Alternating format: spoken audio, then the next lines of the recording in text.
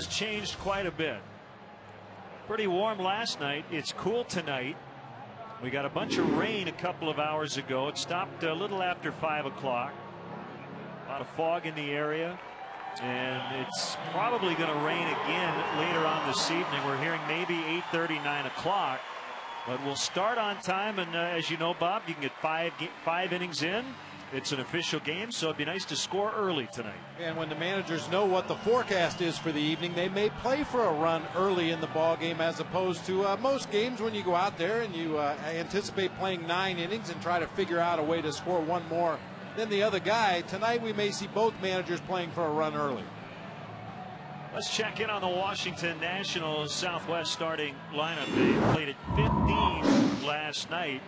It's Willie Harris again in center. Niger Morgan out for the second straight night. A little under the weather, but I guess feeling better. Christian Guzman plays short. It's Zimmerman, Dunn, Willingham with the big night last night.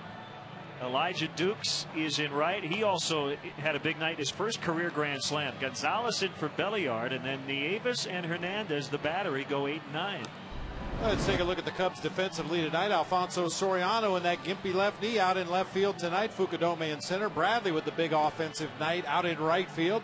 Ramirez, Terrio, Baker, and Lee across the infield tonight. Coy Hill behind the plate for the red-hot Rich Harden. His last 2 game starts, he's pitched a total of 14 innings, given up 3 hits and 2 runs, and both those runs came on a home run. Struck out 14 batters. He has been as good as we have ever seen him over his last 2. Check in on the umpires. One change tonight. DJ Rayburn out. Bill Welke is in at first. Rob Drake, Pennsylvania native, will call the balls and strikes. Jerry Lane is the crew chief at second, and Chicago native Tony Randazzo's over at third.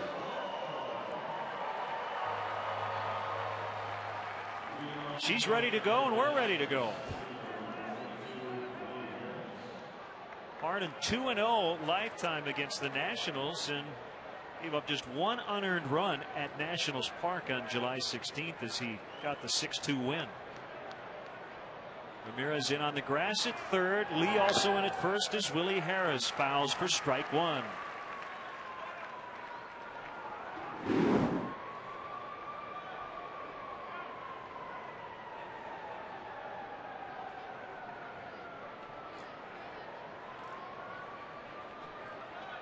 Righty coming back on an 0-1. That missed. 1 ball, 1 strike.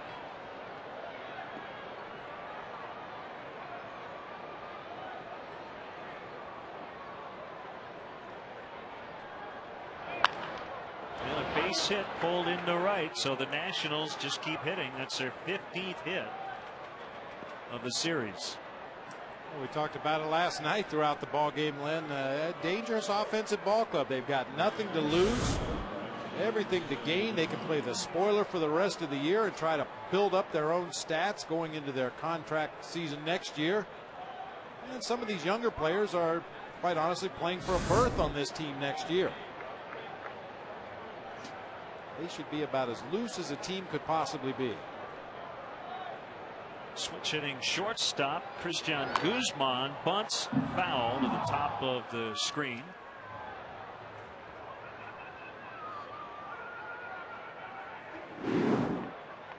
Guzman has been asked to put down 5 sacrifice bunts this season. He's probably been asked to put down a lot more than that, but he's done it successfully 5 times.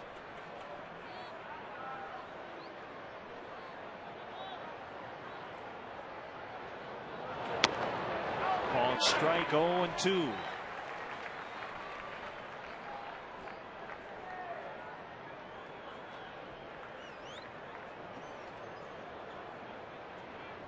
Mention the rest. Throughout his career, Rich Harden has pitched better with extra rest. He's going on 6 days, pitching for the first time in exactly 1 week.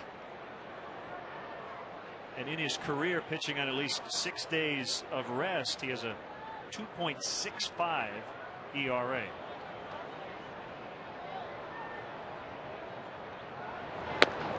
Inside 1-2. One possible explanation for that, we well know that Rich Harden is a fastball changeup pitcher. His changeup seems to be there for him all the time, but The fastball may be a little bit short when he's pitched a lot of games on a regular turn. Sometimes he loses some velocity off that fastball as Guzman gets punked on the front leg right there on a changeup. But with the extra rest, he's got a better fastball, better velocity. That makes his changeup a better pitch. I base this, Bob, on nothing other than, I guess, what my eyes have seen, but it feels to me like the hit batters lately for the Cubs have led to bad things. Now, sometimes you hit a batter here or there, it's not the end of the world, but does it seem like these hit batters have come with runners on base? Oh yeah, there have been some very tough ones recently. I mean, we're well aware of Carlos Marmol's problems throughout the season, hitting batters, leading to some lengthy high pitch count innings. But it seems like recently, when we hit an opposing batter, it leads to bad things. A hit batter last night in the 5th inning. It was Willie Harris. He eventually scored. 1 strike on Zimmerman. Well, there's some ugly numbers in this Nationals lineup against Rich Harden. Zimmerman, one of those guys who has struggled. 0 for 6 against Harden, 5 strikeouts. Yeah, and you mentioned the one change tonight for the Nationals in their starting lineup is at second base. Alberto Gonzalez 2 for 2 with a triple against Rich Harden. Ronnie Belliard, last night's starter, 1 for 7 with 3 strikeouts. So Harris started it. He singled. He was 0 for 8 going into that at bat. Guzman 0 for 8. He was hit by a pitch. And now Zimmerman 0 for 6 against Rich Harden. 2-1 the count. The kick and the pitch and a foul pop. And unlike last night, when everything in that area might be pushed back toward the field of play, the wind blowing in, so it's going to push it foul. A 6-mile-an-hour wind blowing pretty much straight in from center field. Occasionally it blows in from left center, but figure to knock down high hit balls to left, left center, and center field.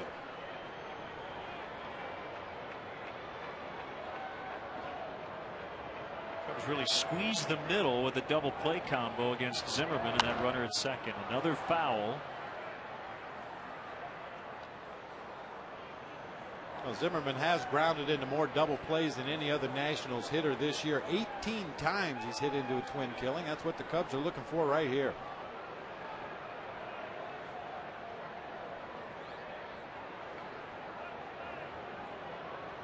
Rich has a sign from Coy Hill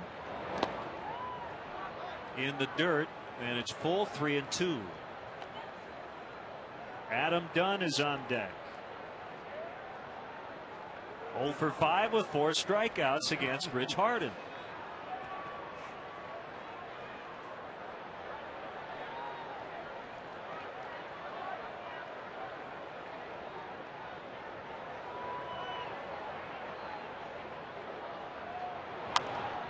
And on the hands that time. We'll do it again. Still 3-2 to Zimmerman. Day game tomorrow, and then the New York Mets will come in Friday. As you mentioned in the open, they have been ravaged by injury, particularly lately the starting rotation. Oliver Perez, I think, was supposed to start Friday, but he has a knee injury, so doesn't look like he's going to go. Johan Santana done for the year. Popped into right. Bradley comes over near the line, and he's just not going to have room again. And wind helping Zimmerman stay alive in the at bat. Yeah, MLB.com reporting that Oliver Perez is out for the season with that knee injury. So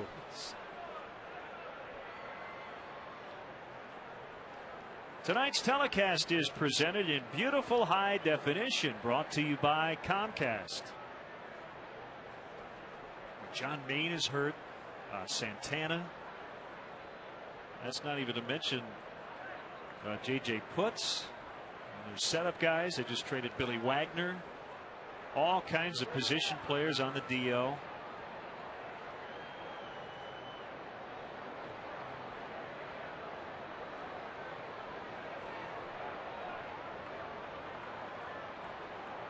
Another 3-2. It's high and the bases are loaded with nobody out.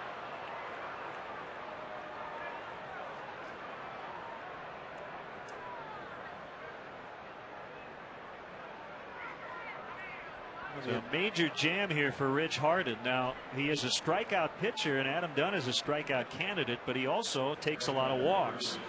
And you can't throw him a cookie. You need a lot more wind than we have here tonight to keep Adam Dunn in the ballpark. If you do toss him a cookie, something up and out over the plate where he can extend those big arms. I think Dunn, because of the history we talked about, normally a pretty patient guy, especially with the bases loaded. I think he's going to go after the first good pitch he sees, and he did, and fouled it off.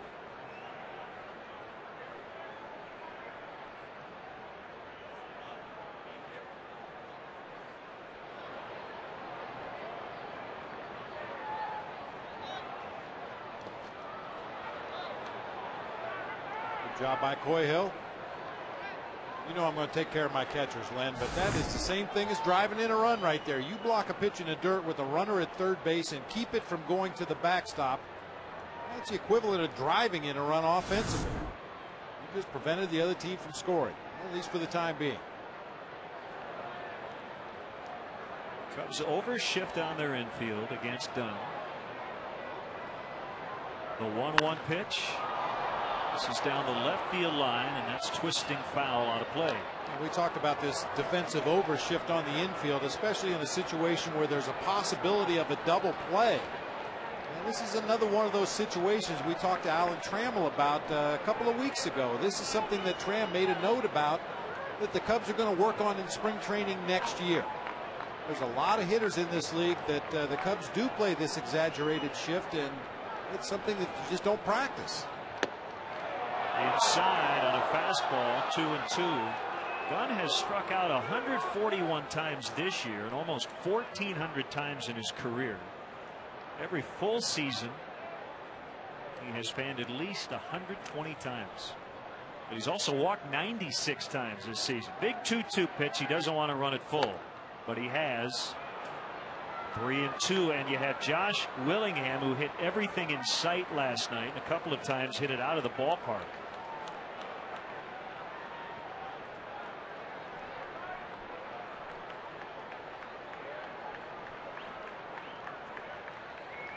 It's safe to say the pitch of the game for Rich Harden. It's only the fourth batter he's faced. He still hasn't gotten an out. Here it is, and he struck him out. So he gives himself an opportunity here. Only one out, and Willingham coming up, and at least some positive momentum here for Harden. A gutsy pitch, throws a changeup, 3-2, down and in, right underneath the bat of Adam Dunn for a big first out of the inning here. I saw Coy Hill go out to the mound immediately after that strikeout of Adam Dunn. Guzman's been out there at second base for a long time. He's seen a lot of pitches. You just want to make sure that you switch up the signs so that runner at second base can't relay location or pitch selection to the hitter at the plate. I just hope the final 26 outs aren't as hard to get as the first one for the Cubs tonight. Willingham went, according to Rob Drake.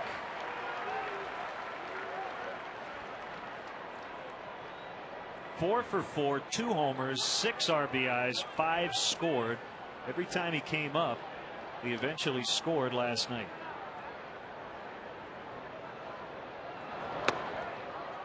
And according to Elias, only 5 other players have gone 4 for 4 or better in a game and posted more runs and more RBIs than hits. 4 hits, 6 RBIs, 5 runs.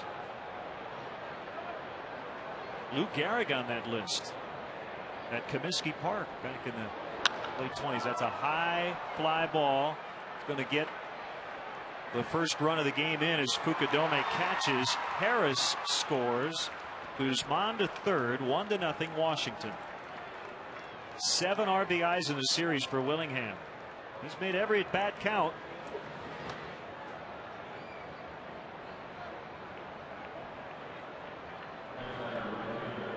Just deep enough to allow the run to score. Kosuke Fukudome, as he always does, tried to stay behind that ball, get some momentum going for his throw, but right there he realizes he's got no chance at home, he's got no chance at third. Just get the ball quickly back into the middle of the infield. Elijah Dukes, a career high in RBIs 5 last night. Chopper to Terrio. Throw goes to second. Baker covering, and the inning is over. Could have been a lot worse than the 1 run allowed by Harden as they had him loaded with nobody out. The Cubs are coming up trailing 1-0.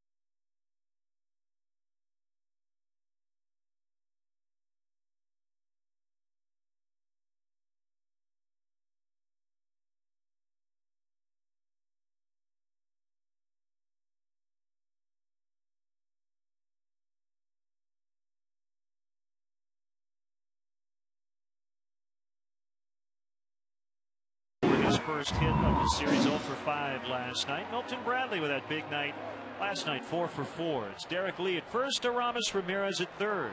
Fukudome is in center tonight with the Soriano back in the lineup in left. Jeff Baker plays second. He's been hot lately.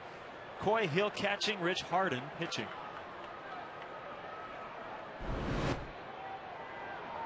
And yes, Livan Hernandez pitching for the Washington Nationals. Second tour of duty with them. He signed after the game last night. 23 starts this season with the Mets, a record of 7-8, ERA of almost 5.5. Patience, patience, patience. Livan Hernandez, key to his success throughout the latter portion of his career has been getting hitters to get themselves out, chasing pitches out of the strike zone. He will nibble, nibble, nibble. He'll throw a variety of pitches from a variety of arm angles. And I'm not sure if he's on a pitch count tonight, probably around 200. He was released by the Mets 3 days ago. Terrible stretch right at the end of his tenure there. His last 3 starts, all losses, an ERA of 11.30. And his final start with New York was 9 days ago, a loss to the Giants. Swing and a miss. He strikes out Terrio on a 70-mile-an-hour curveball.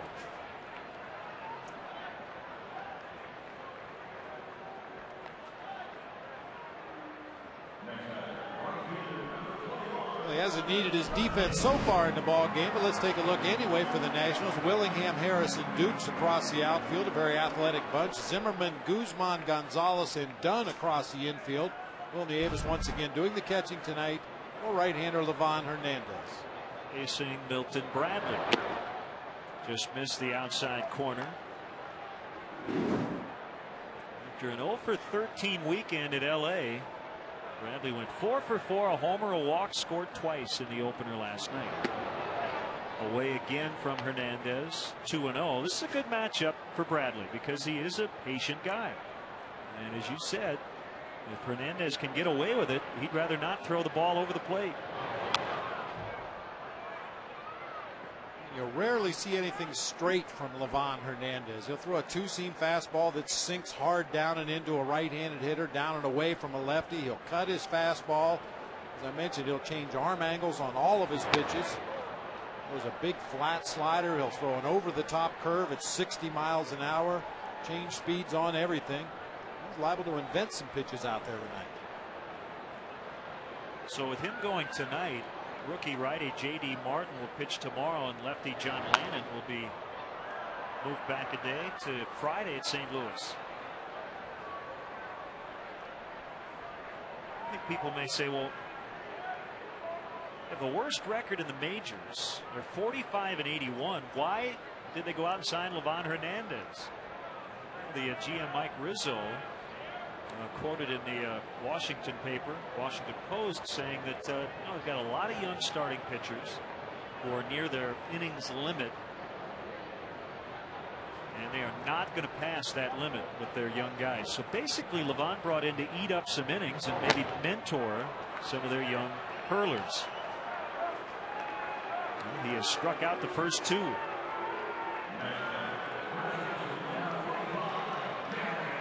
I think the other reason he got signed, Bob, is he went 3-0 with a 1.17 against the Nationals when he was with the Mets. So they don't have to face him again this season. I did not figure out his ERA against everybody else, but it's 5.47 including those games. So it would be really high if he took out his performances against the team he's now pitching for.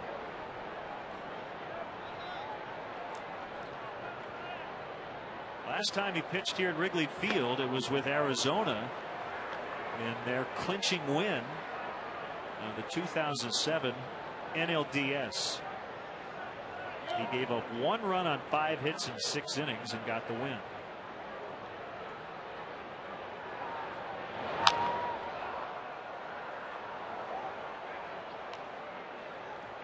Born in Cuba, 34 years old, over 12 years of major league service time. And he can swing the bat. This is a guy you cannot take for granted up there with a piece of wood in his hand. He leads all active pitchers in hits and doubles. Ranks among all the active pitchers in batting average, .230 lifetime, 9 home runs in his career, 45 extra base hits.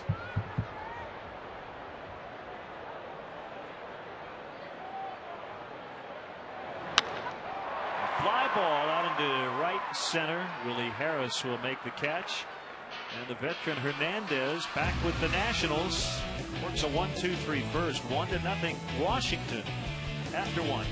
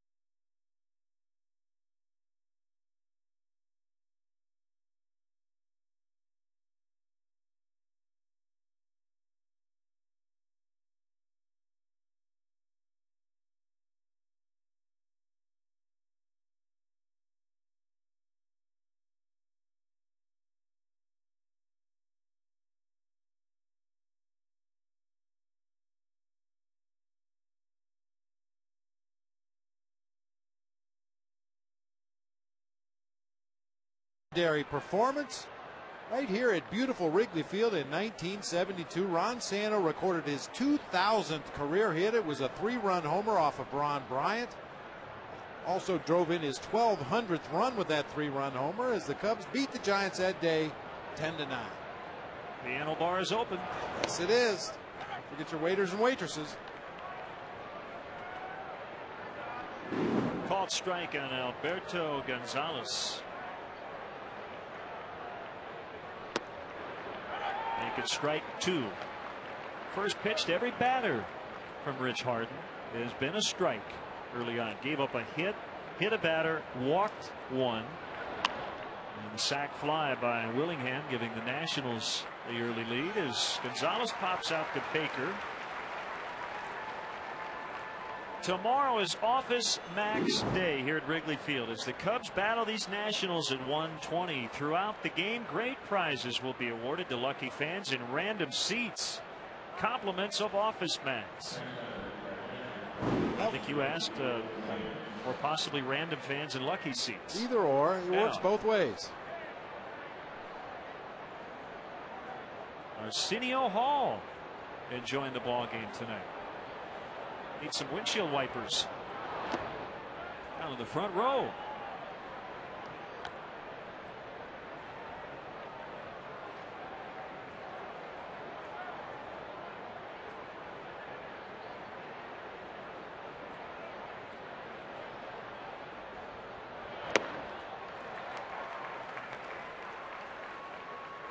One and one on the catcher, Will Nieves. Career high 3 RBIs in game 1.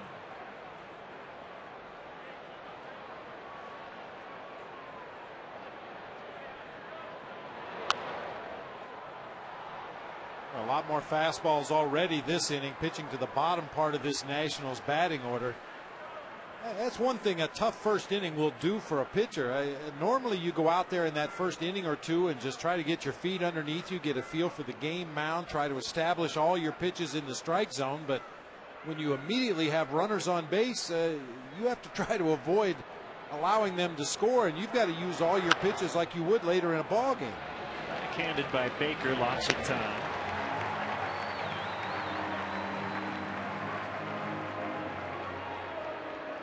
No settling in period when you've got runners on base and in scoring position right away. As you said, Levon can hit .228 in his career. 34 doubles, a couple of triples, 9 home runs.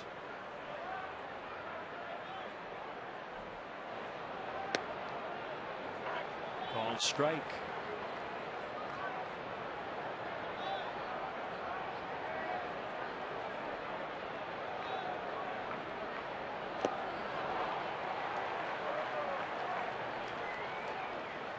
Mentioned this before, as a Giant in 2001.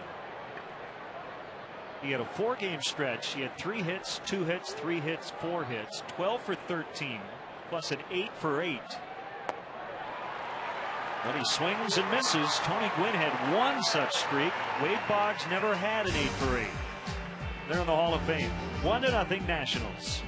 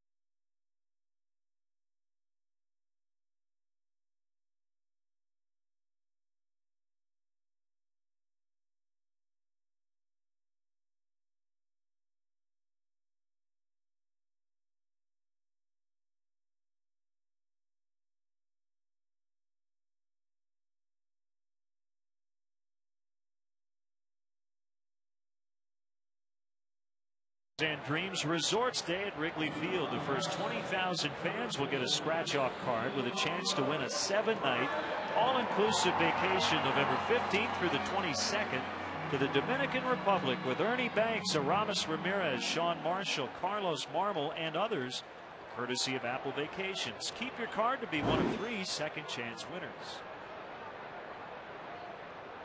Aramis Ramirez has had good success against Levon. I think he minded it all that the Nationals made a switch tonight. I was thinking during the break, Bob, about what a unique game baseball is. Unlike other team sports, you can sign a guy at 10:30 p.m. one night, and arguably the most important position on the team, the starting pitcher. You can put him in the lineup the next day. And other than the catcher, really the other 7 guys on the field, they don't necessarily even have to know that he's on the team. They can run out to the field and go, oh, I guess we signed Levon Hernandez. And they can still win. Because it is a sport that lends itself to individual performances helping the team. Absolutely. It's a team game that is dependent on individual performances to help your team win a ball game.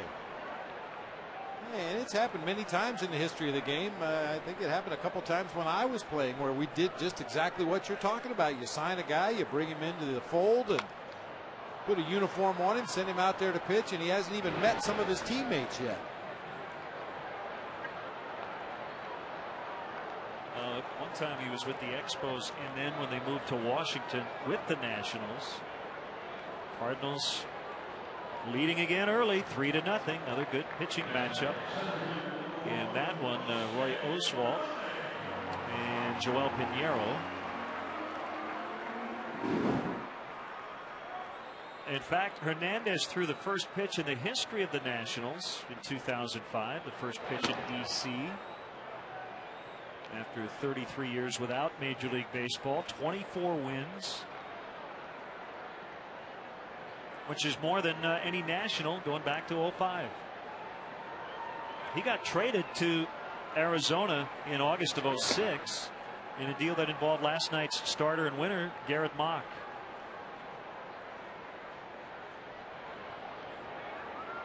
One and one the count on Kosuke Fukudome. Make it 2-1. Well, I guarantee you Hernandez hasn't shaking the hand of every teammate. You just don't have any time.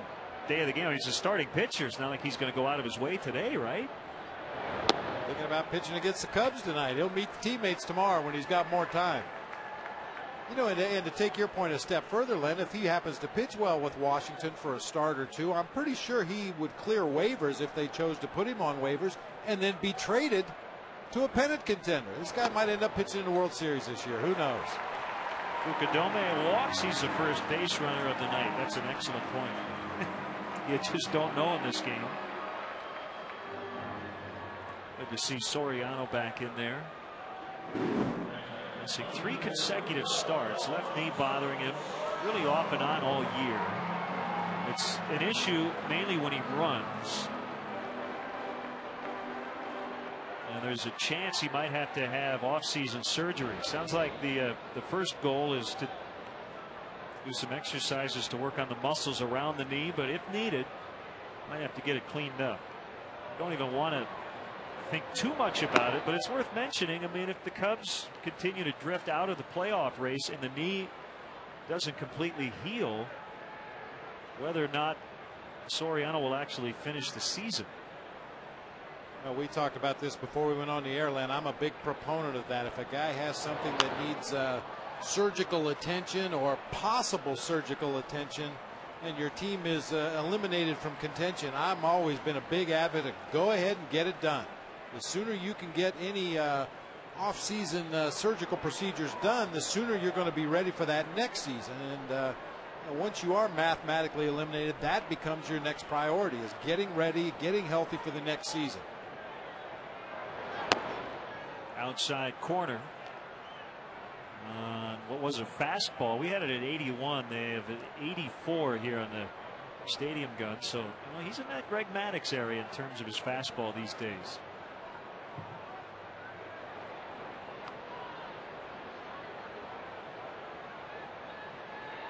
Long pause and a 1-2 pitch is fouled back. But I'll tell you what, from up here, from our vantage point, the previous pitch, you could hear a nice pop on the mitt.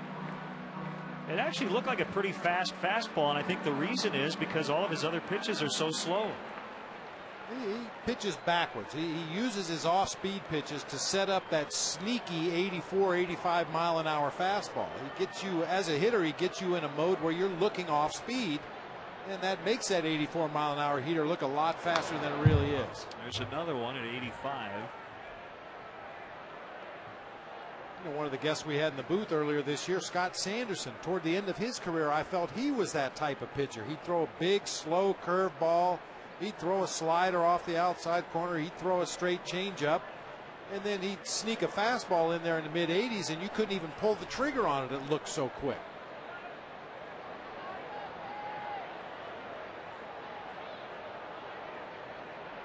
Another 1-2. And another foul.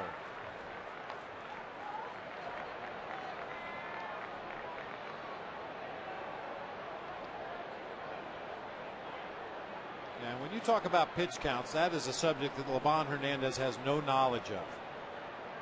He just doesn't care. He'll pitch as long as you want him to.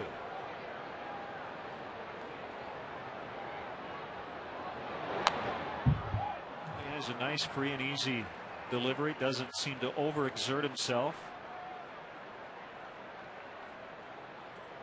He's gone as high as 127 pitches this season.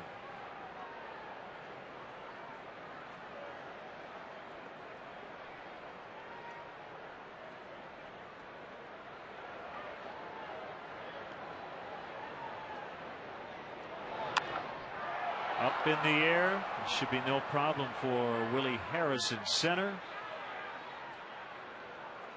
2 outs.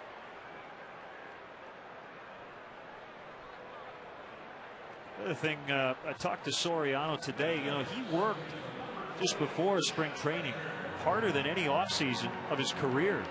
I think he was with Aramis Ramirez, the Cubs Dominican Academy. And my guess would be, and certainly the knee will have something to do with it, but I'm sure he's going to change it up again, considering the season he's had here in 2009.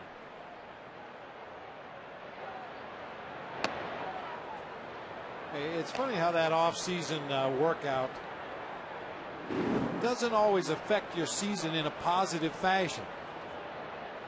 In my own personal case, one of the hardest winters I ever worked, I stayed in San Francisco, worked out at Candlestick Park every day with our strength and conditioning coach. I was in the best physical condition of my life and went out and had the worst offensive career I ever had. I don't know that there's a correlation between the two, but I was saying earlier, baseball is a funny game. Things don't, B doesn't always follow A.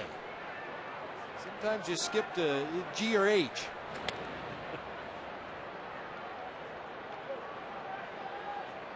So needless to say, I altered my off-season workout after the '85 season.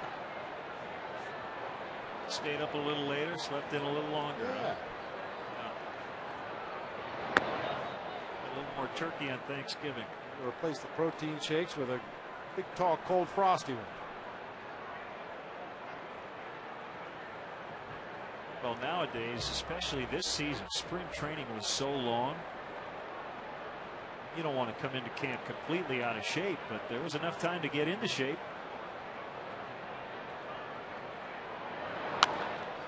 And that's changed quite a bit. I mean, you hear stories decades ago and guys came in basically in terrible shape. They just used spring training to get into shape. Now, I think there's a little peer pressure. You come into camp and you look at guys around you, you don't want to be the one guy who looked like he did nothing over the winter. And there's a lot of battle for jobs in spring training. You know, some guys are competing for a starting job or a bench job in spring training, and you do not want to have to come in there out of shape and play your way into shape if you're battling somebody who spent the winter in the gym. And you know, back in the day, Len, it was kind of a necessity for guys to work in the offseason to make a little money so you could afford to go play baseball for another year.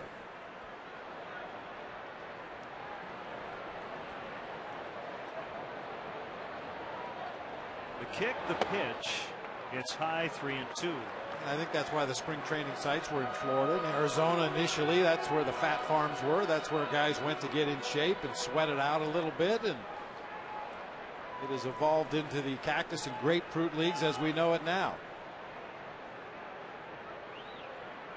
Been a lot of deep counts against Hernandez. Every Cub so far has seen at least 5 pitches. First time through the order. Fukudome runs on the 3-2, and that's strike 3. Got the breaking ball for his 3rd strikeout over the first 2 innings. It's 1-0 Nationals after 2.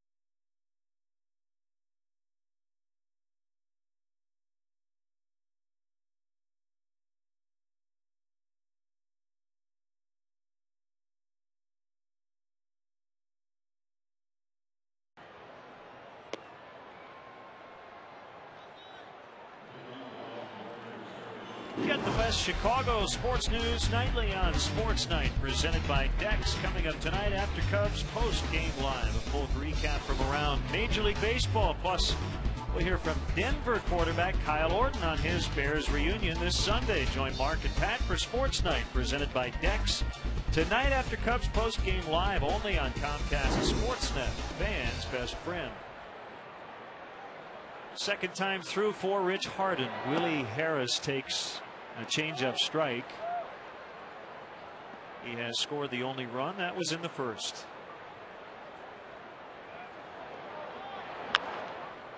Rolls one to Terrio near second base. 5 straight, actually 7 straight if you include the sac fly sent down by Harden since the first 3 guys of the ball game got on.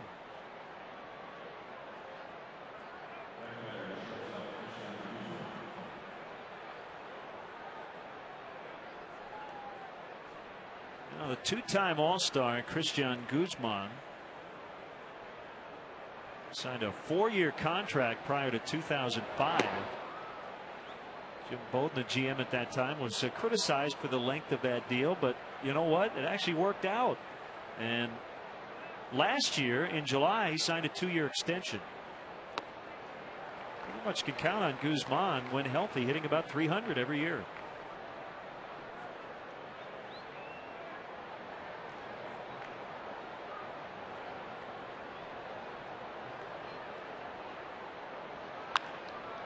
Bounce right to D. Lee.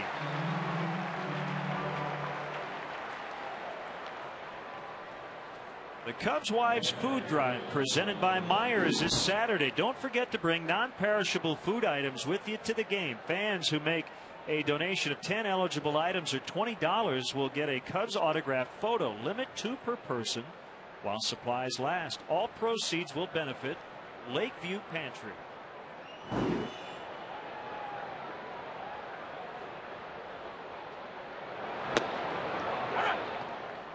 Nothing in 1 on Zimmerman.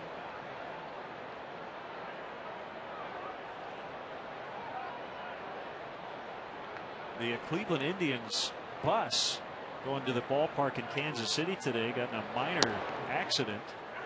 Nobody on the bus was injured. There were 9 players on board, including the starter David Huff, who ended up pitching 6 strong innings and a 4-2 win. over the Royals.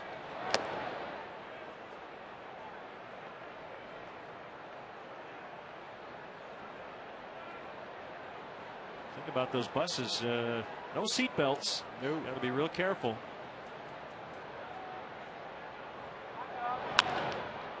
Out into right center for a base hit.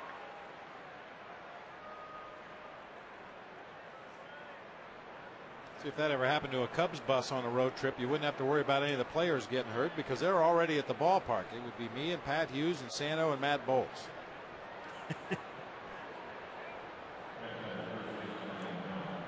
Bus usually leaves a team hotel 3 hours prior to game time. A little later sometimes on getaway day when there's no on-field batting practice. Occasionally you'll see the starting pitcher, Rich Harden, on days that he pitches on the road, usually takes the team bus. But other than that, we've got a lot of early arrivals to the ballpark. You know, I occasionally took the bus when I was with the Florida Marlins. We had one in New York, however.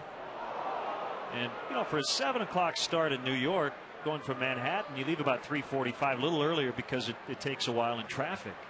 Well, we left one day at 3:45. Looks like everybody's all right, thankfully. Got caught on the BQE. That's the Brooklyn Queens Expressway? Yeah, Expressway. We pulled in about 6:15. Ooh. Pre-game show at 6:30. Hello. We had just about the whole TV crew on, starting pitcher, maybe 3 or 4 bench players. We were trying to figure out if they would delay the game as Dunn turns on one-way foul because of the amount of players on the bus. I don't know what would have happened if we had shown up after the scheduled game time. Tough luck. I think that's a big old hang with them. It was like a 2.5-hour ride. Normally takes about 30 to 40 minutes.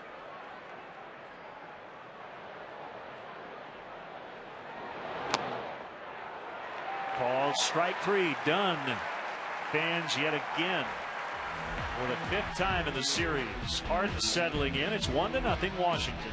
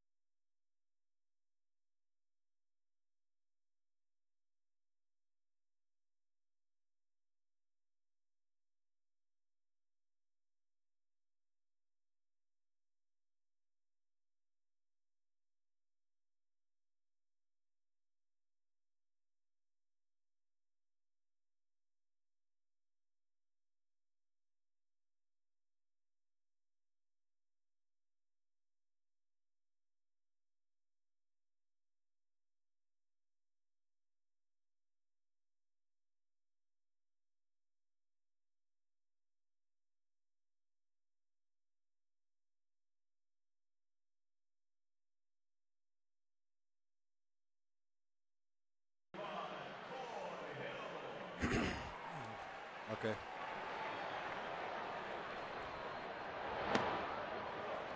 Strike 1 on Coy Hill.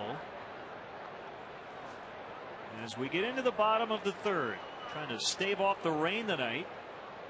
Another reason why the Cubs need to get on the board here soon.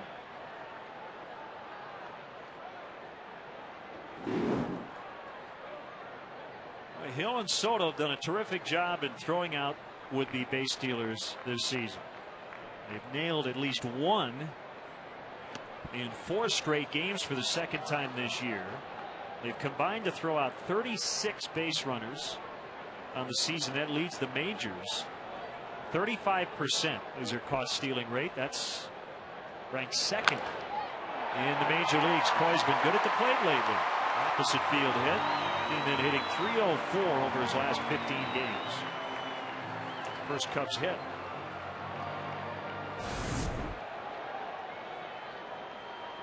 That's a good approach against Livan Hernandez. If you go to the plate thinking you're going to pull a ball against him, you're playing right into his hands. He will nibble away at that outside corner with some movement, get a lot of easy ground balls. But if you think about going to the opposite field, you'll stay on that pitch a lot longer. When the movement comes late, you'll still be able to drive it the other way. Harden lays down the bunt. Hernandez thinking a second, and he's going to get the out there. Fields his position extremely well.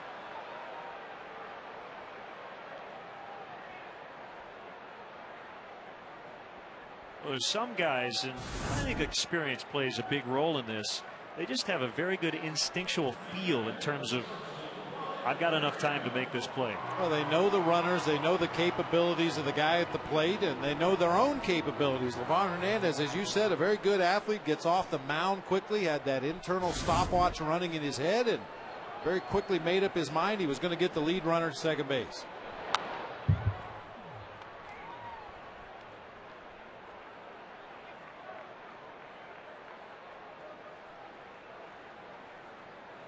Ontario dipping down to 295. Started the series at 299.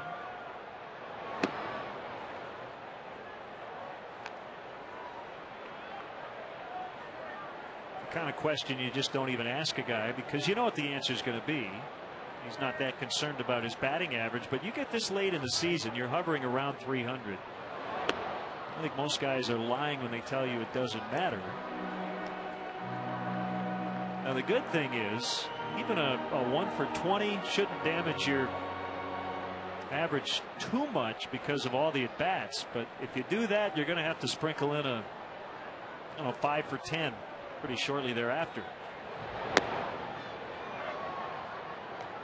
And that's one of those personal things, as you said. Most players don't focus on that during the course of the season. They're just trying to do whatever they can to help their team win a ball game. But when those baseball cards come out in spring training, it's sure nice to see a 3 in front of your batting average on the back of the card. Well, it's pretty widely acknowledged that on-base percentage is more important than batting average. I think most guys would rather hit 300 than just about anything else. Still a pretty big accomplishment, especially for a full-time player.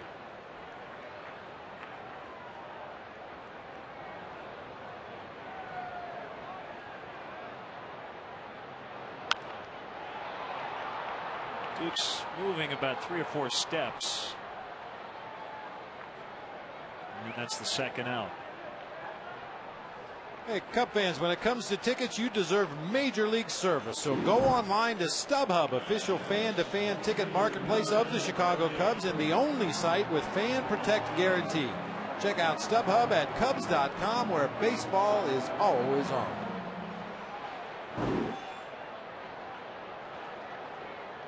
Talking about this crazy game of baseball once again, Len. You hit 300 for the season. You've got a lot to be proud of, and probably go to the bank on a 300 batting average, but that means you failed 7 times out of 10. What other sport can you fail 7 times out of 10 and be richly rewarded? That's the nature of this game.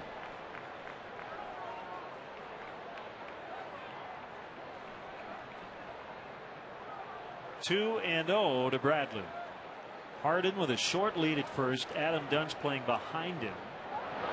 Swing and a miss. 2-1.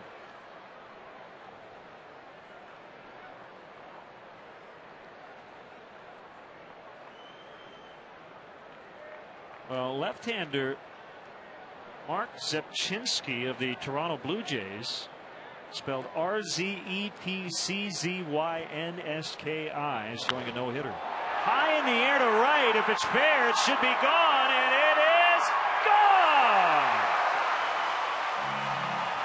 Bradley gives the Cubs a 2-1 lead.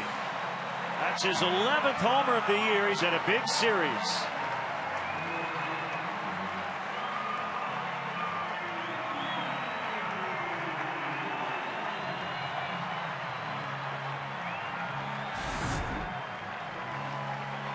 Heineken home run replay. Milton Bradley continues to swing a hot bat from the left side of the plate. We talked about the wind blowing straight in from center. That's probably the one area of the ballpark where the wind won't hurt you too much if you pull it right down that right field line.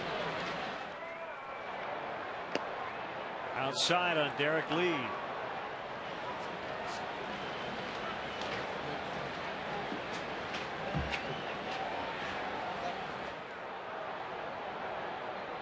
RBIs 33 and 34 for Milton.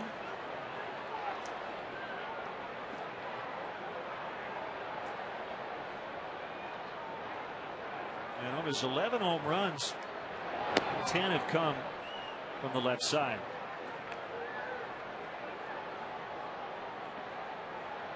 And again, this is the kind of night with a shaky weather forecast, so you want to have that lead around the 5th inning.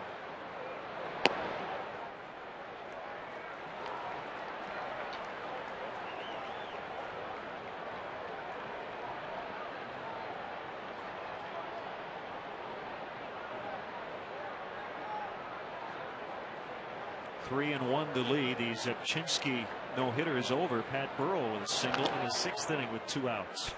How was that name spelled again?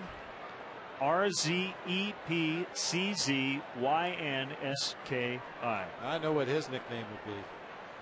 Eye chart.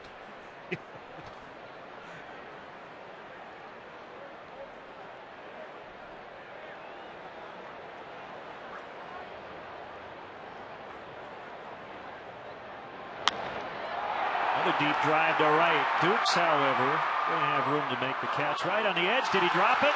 He did not catch it. Throw to second. Derek save. Might be an argument. Here comes Jim Riggleman. The question is going to be, was Dukes bringing the ball out of his glove? If he was, it should have been a catch. But that was not the call by Bill Welke. So it's an error on Dukes, a 2-base error.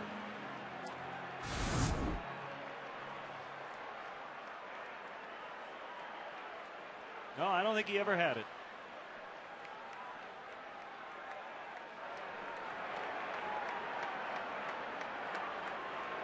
I tend to disagree with you there. You think he was bringing it out? I think he did have it, and rather than put his hand into the glove to take the ball out, he was just kind of dropping the ball out of the glove into his bare hand.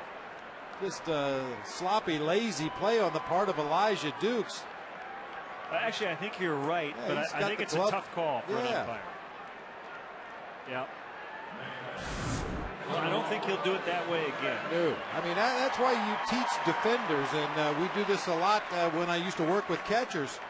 Your bare hand goes into the glove to get the ball. You don't shovel the ball out of your glove into your bare hand. It's a very subtle thing, but there's a margin for error when you flip that ball out of the glove toward your bare hand as opposed to when you actually put your bare hand into the glove to get the baseball.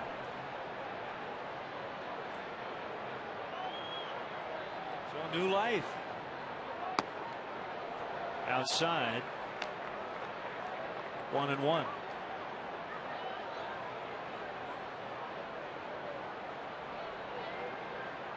I think we've talked about this in the past, Len. I've seen outfielders. Larry Walker comes to mind immediately in his days with the Colorado Rockies.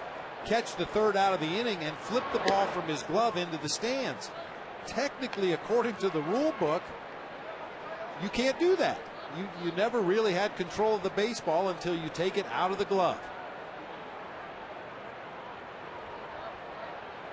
That is their major league leading 113th error. It's 3-1 on Ramirez. We'll call that drop by Elijah Dukes a birthday present for Bunny Palawi, who's here. It's her 91st birthday, and she's celebrating here at Wrigley with her first game at Wrigley Field.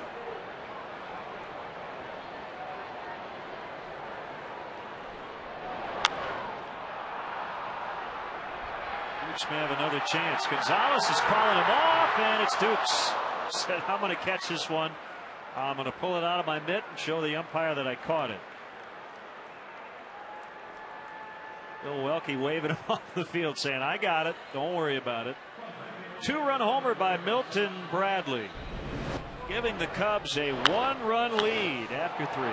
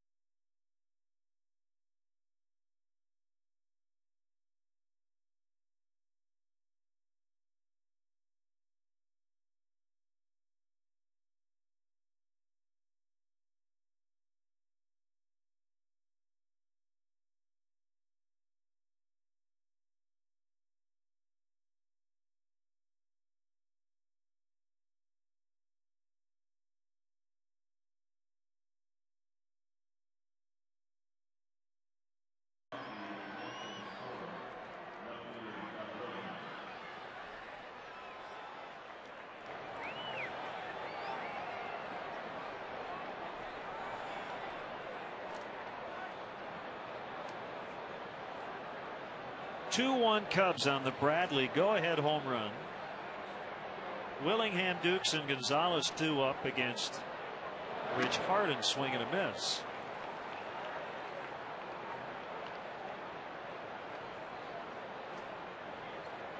Sac fly for Willingham in the first. Started the series with 50 RBIs. Now he's 57. Tapper foul.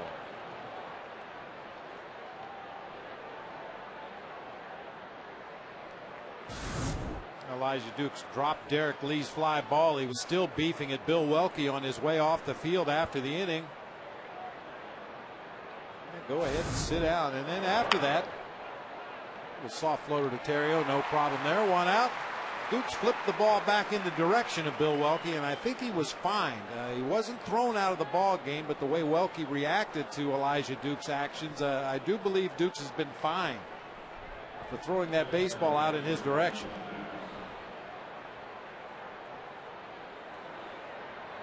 Dukes was acquired from Tampa Bay prior to 2008. Had 3 DL stints last year. Hamstring, knee, calf, all in his right leg. I guess if the season had gone any longer, I mean, it was hamstring, then knee, then calf, he probably would have had a foot injury. He kept going down.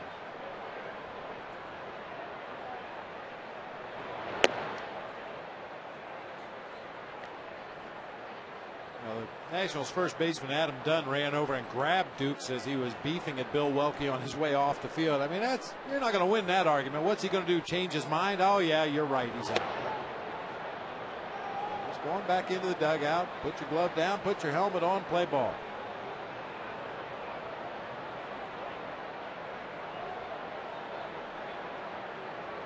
The 2-2 from Harden.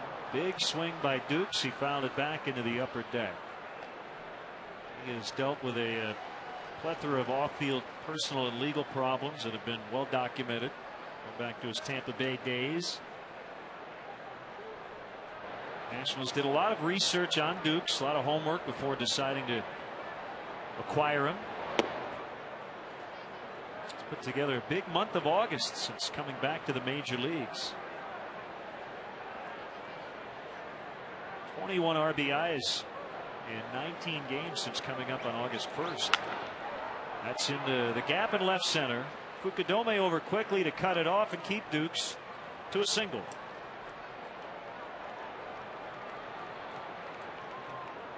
Time now for the Aflac trivia question. This is a good one. How many of the current 30 general managers have played at the major league level? Vast majority of the managers have logged big league time as players. Some never quite made it. That was a strike. But GMs requires a little more research. Jim Riggleman played 8 years in the minors, never got to the big league level.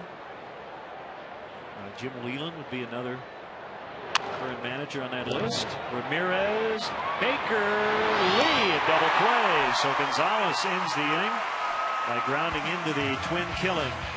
And we'll go to the bottom of the fourth. Cubs 2, Nationals 1.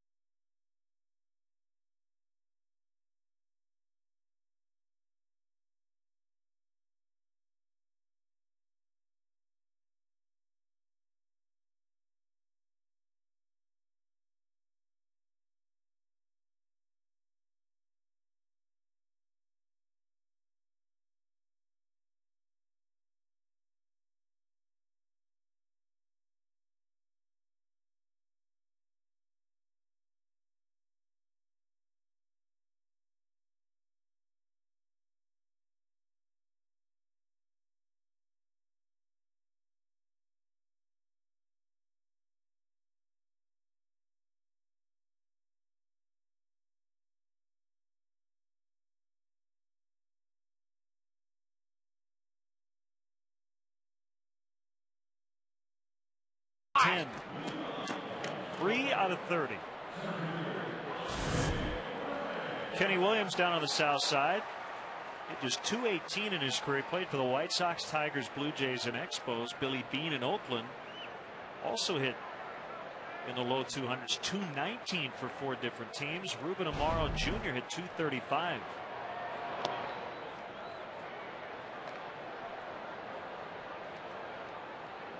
And we appreciate the work done by Mark Stencil setting up those graphics. The GMs when they were in uniform. Now, what did we finally figure out about Mike Flanagan in Baltimore? He's not the GM. Not the general manager. No, okay. Andy McPhail, basically the president of baseball operations, makes all their moves. That's the line to deep right past Dukes. Fukudome motoring towards second base. Well, he turned on a 2-0 pitch. He's been on both times tonight and has a leadoff double.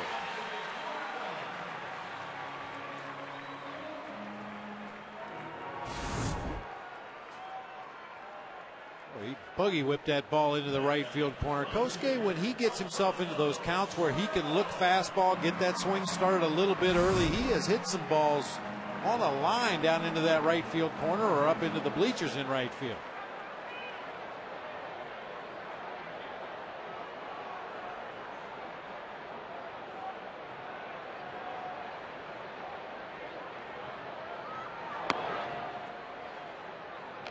If you look at the majority of Hernandez's career, it's kind of been the epitome of about a 500 pitcher, a guy who usually has a lot of decisions because he goes deep into ball games. Very durable, well over 30 starts for just about every year between, let's see, 98 and last year. I know when he was pitching for the Arizona Diamondbacks, I was in pretty constant contact with Bob Melvin, the manager there, and he said it seems like Levon is pitching with runners on base every inning.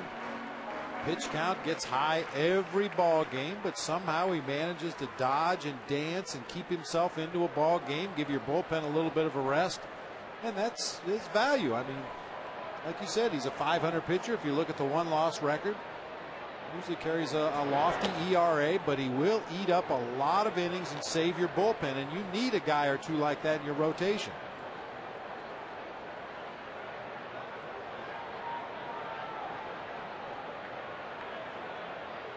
Hernandez began his major league career in Florida, and his first pitching coach was Larry Rothschild. It's driven deep to left center. Willingham gets over there, and he's going to make the catch on the move. Fukudome did not tag. Was that the right play? I mean, you had the left fielder going away from third base. Fukudome hoping that ball was going to get down.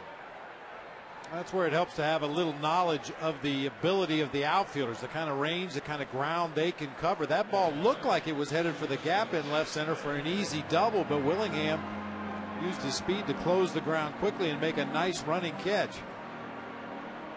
I think Kosuke did the right thing. It looked to me like that ball was going to get down off of the bat. If he goes back and tags up and it does get down and they play it quickly back to the infield and you're held at third base, then what's the advantage? Right. He's in scoring position right now with one out.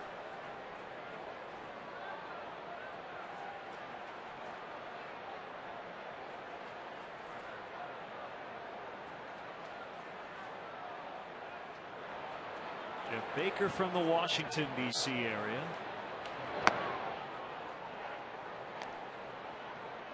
Oh, and 2.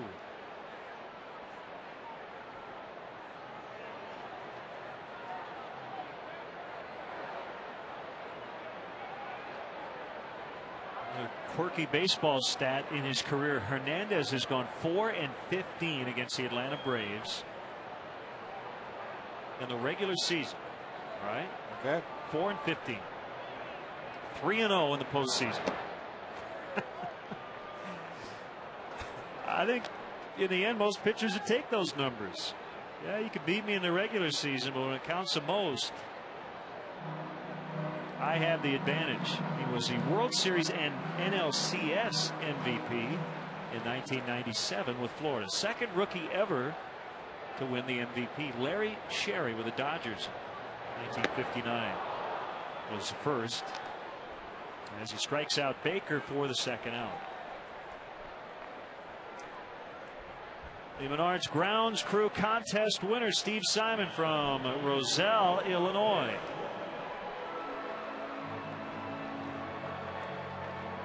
This field took a little rain, not a whole lot, about an hour, hour and a half worth of rain.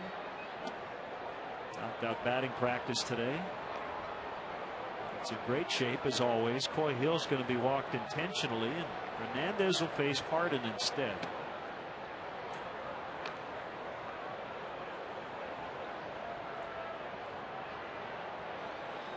So a number of the Cubs players make their way through the raindrops out to the cage underneath the bleachers in right field to get some hitting in today, since they were not able to hit on the field.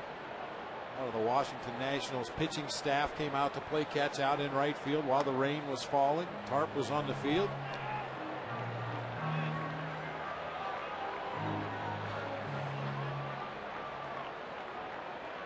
That's probably the single biggest disadvantage to Wrigley Field. The lack of batting cages close to each dugout where guys can go in and get some swings if it's raining out on the field. Pinch hitters can get some cuts in the cage before going up to the plate in the 8th or 9th inning to take that big at bat. Even guys that are involved in a double switch. Harden tried to bunt his way on, and it's foul. Those times late in the ball game when Lou or the opposing manager wants to make a double switch, you send the position player that you're going to bring in the game down to the cage. He can play a little catch, run a couple of sprints, get his legs loose, and he's ready to enter the ball game. See Dave Kaplan in attendance. His wife Mindy. Again, they might know somebody at good seats tonight. Although, Dave, the field's this way. He's doing his talk show down in the seats. This way, Dave. Come on, Cap. Popped up on another bunt attempt. That'll be caught by the catcher, Nieves. Somebody call Dave Kaplan. Tell him the field's the other way. It's 2-1 Cubs after 4.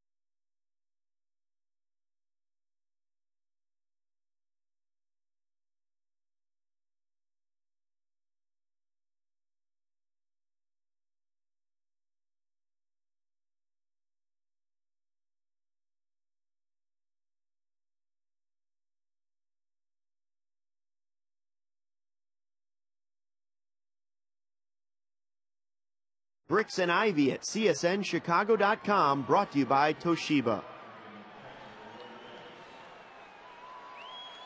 Len and Bob and our Comcast Sportsnet crew from Wrigley Field. Cool evening, low 60s. A threat of rain. We're dry at the moment, and the Cubs lead 2-1. 8-9-1 for Washington.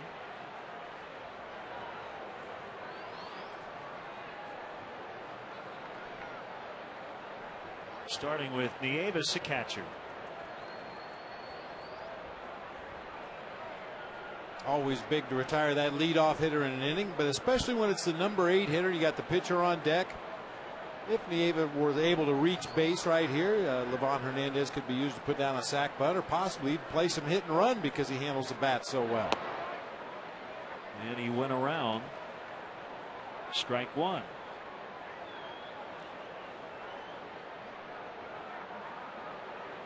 The Astros got a couple in the 4th inning. It's 3-2 St. Louis in the bottom of the 5th. At Busch Stadium. RBIs from Berkman and Lee, getting the Astros to within 1. We'll see Houston here next Monday.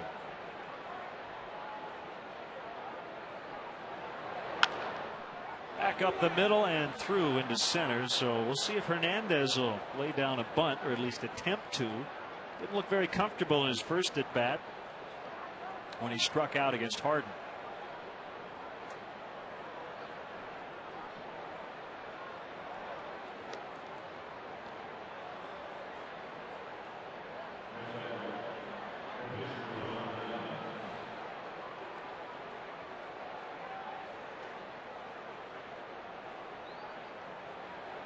Four hits for the Nationals, 3 for the Cubs. Big one, a 2-run homer by Milton Bradley to give the Cubs the lead in the 3rd. Bunted foul.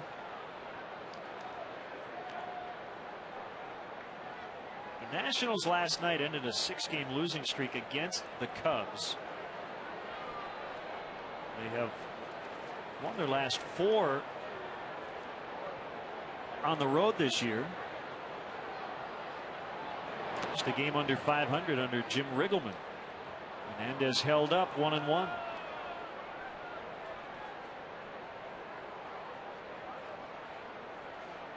Which may not sound that impressive, but they were 26-61 when he took over. I mean, he really hit the ground running. We were in Washington when that change was made. Jim Riggleman had his players out on the field early every day. We were in the nation's capital working on different fundamentals of the game, sometimes on an individual basis, sometimes as a group. Walked the team around the bases, talking about some things they wanted to improve upon as base runners. Did a lot of defensive work, especially with Ryan Zimmerman, who was having some throwing issues down at third base. I mean, let's be honest, there was a lot of room for improvement, but Jim Riggleman didn't wait around to see how it was going to go. Hernandez successful on a 1-2 pitch. That's a sac bunt, 3-4 for the out.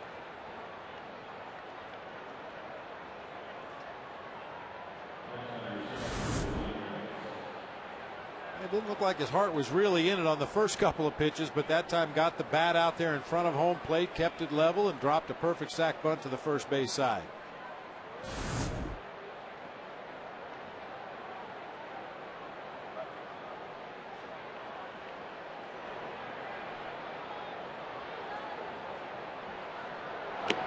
Swing and a miss. I know you're normally a big fan of the ice cream, even on a night like this. Ice cream in a helmet. I prefer the regular standard size helmet, though. Yeah. Bruce Bochy's helmet. Yeah, that guy's helmet.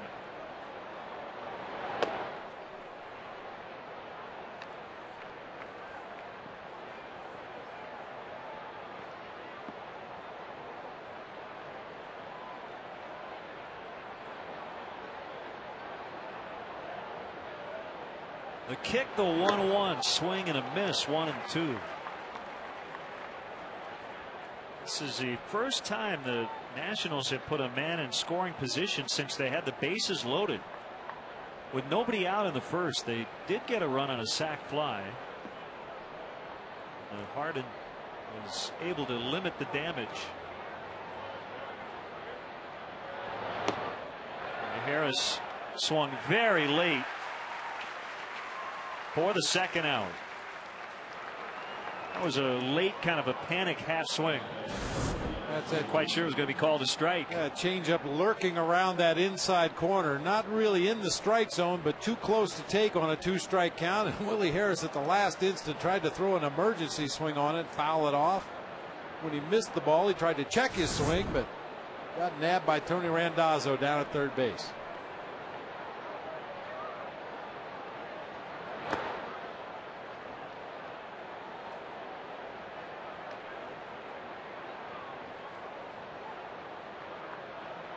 Well, either Dave Kaplan has a lot of friends or one friend who has unlimited texting.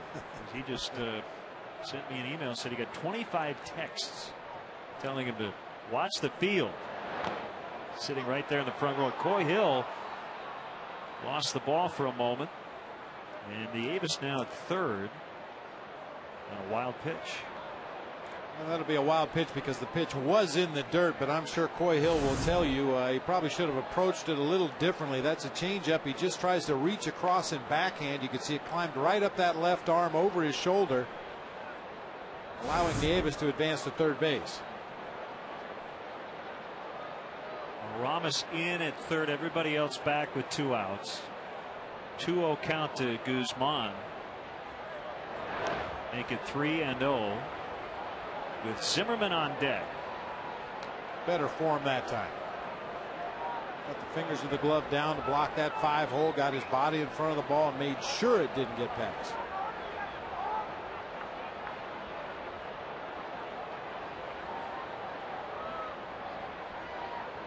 Guzman probably taking this one. And he does for a strike. Usually to power hitters, you get that green light on a 3-0. Guzman doesn't walk a whole lot. His average 304 is on base just 325.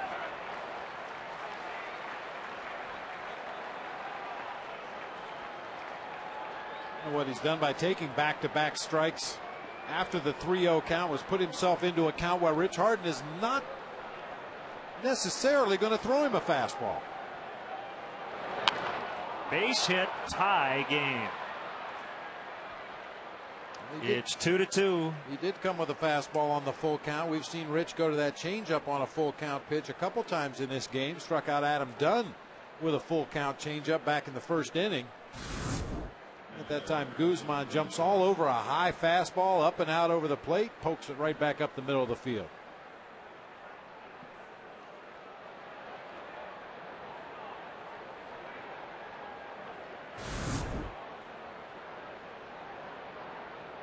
Phillies continue to have problems in the ninth. It was Ryan Madson tonight after Cole Hamels went 8 shutout innings and went to the bottom of the ninth, leading 1-0, and Brandon Moss with a pinch hit home run to tie it 1-1.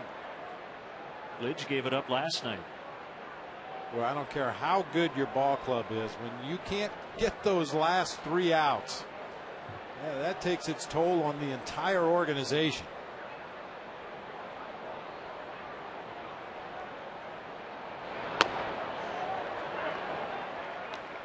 Got to look up how far the Rockies were out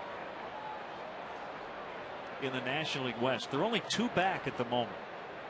Remember, they fired their manager Clint Hurdle early on after an 18-28 start. Under Jim Tracy, they've gone 54-26. They might win that division. They're trailing early tonight 2-0. I mean, if they do come back and win that division or win the wild card, they'll point to 2 different things. Their record against the Central Division this year, 22-10, 12 games over 500.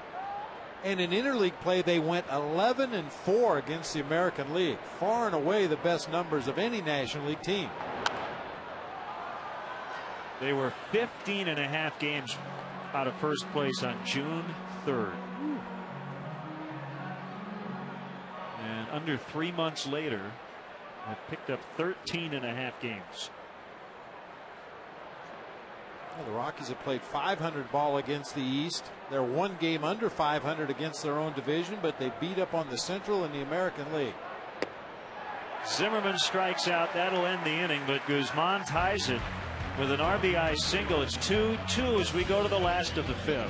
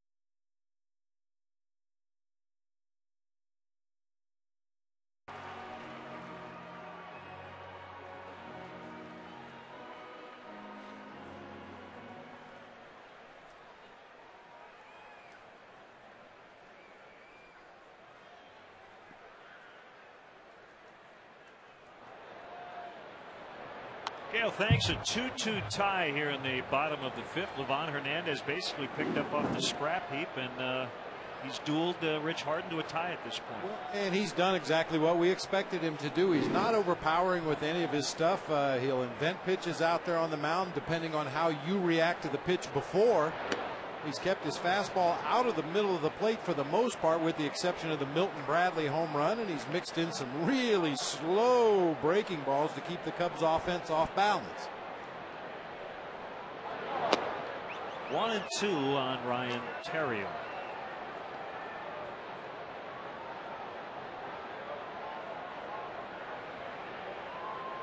Cubs are trying to avoid dropping to the 500 mark for the first time since the All-Star break, when they were 43-43.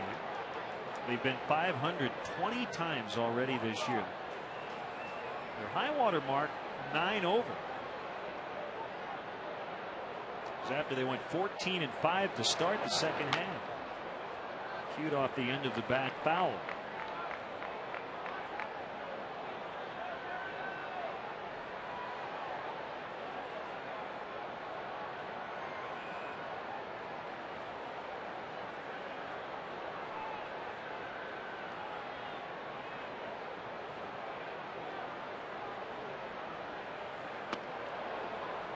Floater inside, 3-2 with Bradley on deck.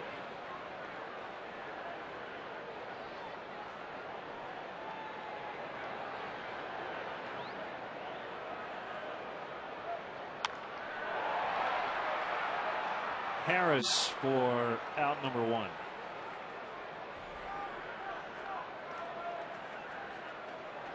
Hey, we want to send out a big thank you to Kim Patrone, whose mom Marilyn works here at the ballpark. One of the great Wrigley Field ushers. Kim made us some klachi, these little dessert pastries, fruit filled, Low powdered sugar on top. Low calorie. Yeah, not so much, but they're irresistible. And Kim, we thank you very much. Absolutely, they were great. Keep them coming.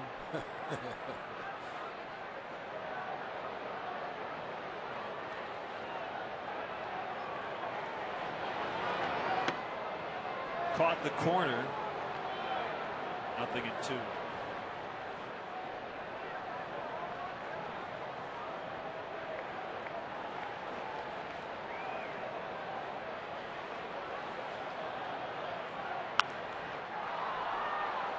Willingham in left. No play. The BMW ultimate drive of the game. The Cubs' 4th home run in this series. Second for Bradley. Gave the Cubs a 2-1 lead in the 3rd.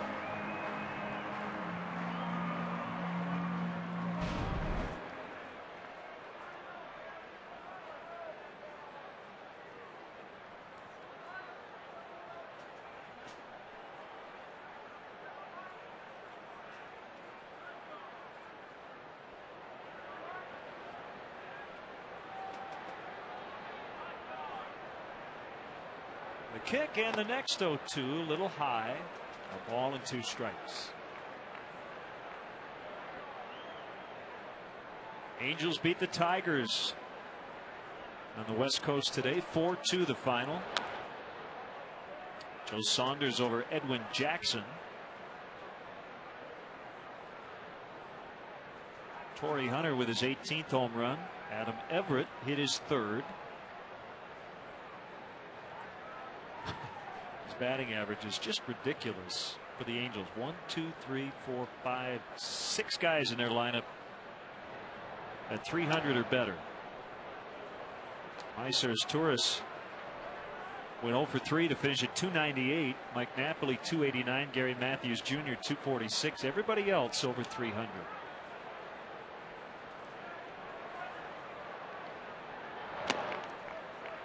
We talked about it when we were down at Dodger Stadium. It must be that smog in LA, because the Angels lead the American League with a 290 team batting average. The Dodgers lead the National League with a 274 team batting average. Gotta bottle up some of that smog. Call it smog ball. called. Strike 3. Inner third of the plate. 2 outs.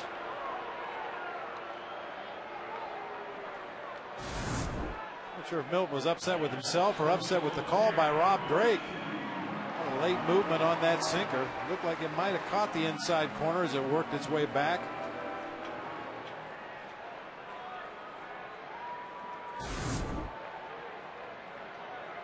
Lee has flied to center and reached on an error by Elijah Dukes in right.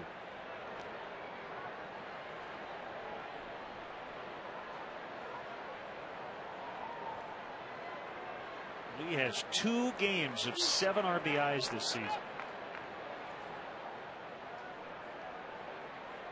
He and Rogers Hornsby back in 1931, the only Cubs with 2 7 RBI performances in a single season.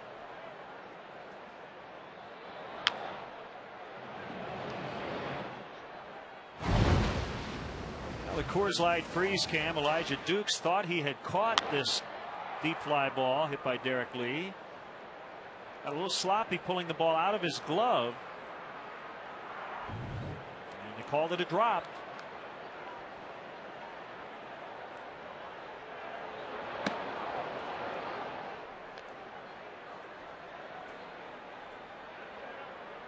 Livan Hernandez doing his darndest to stay away from Derek Lee. Everything is away, away, away, nibbling at that outside corner down at the knees.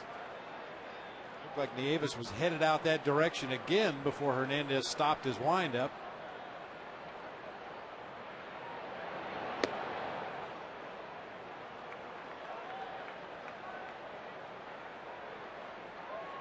He's up over the 100 pitch mark here in the 5th inning. He's just getting loose.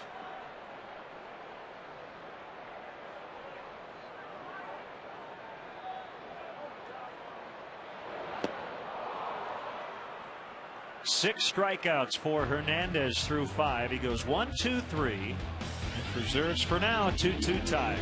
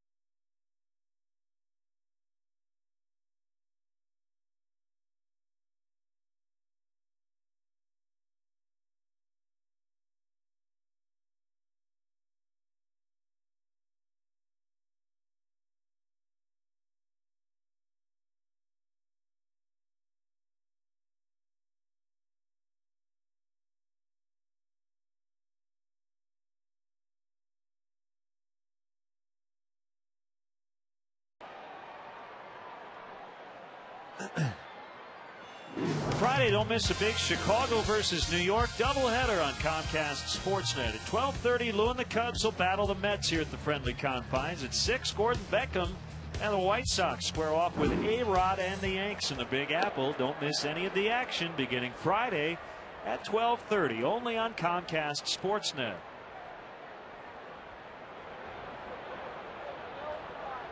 The 1-0 to Adam Dunn is fouled back.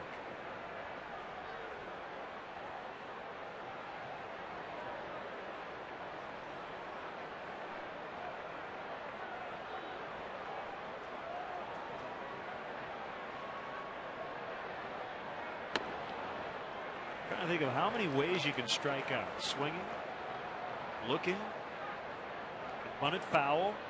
I think that's about it, right?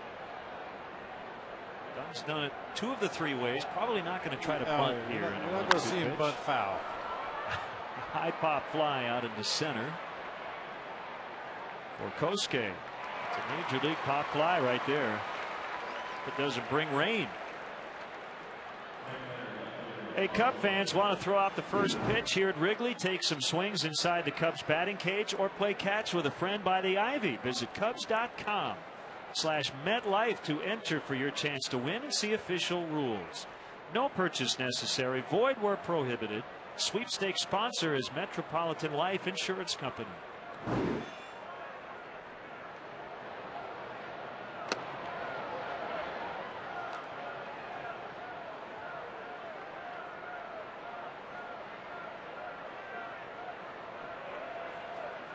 Willingham at an even 300. It's high. 1 ball, 1 strike.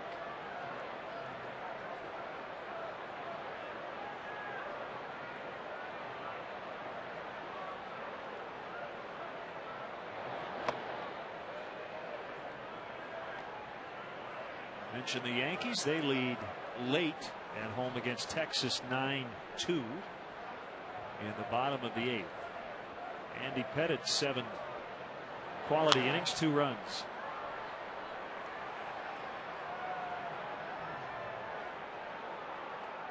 Yankees with a comfortable 6-game lead over Boston in the East. The biggest lead in baseball is in the National League Central, which is hard to believe considering Cubs and Cardinals were neck and neck a few weeks ago.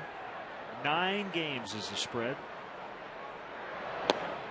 3-2. And all of a sudden, the closest race is that aforementioned National League West.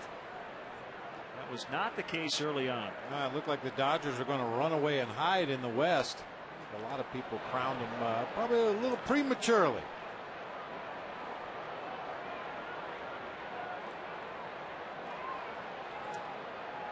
Don't get me wrong, I do like the wild card. However, you look at the Dodgers are 2 up on the Rockies, but really they're 6 up on a playoff spot because the Rockies are 4 ahead of the Giants for the wild card.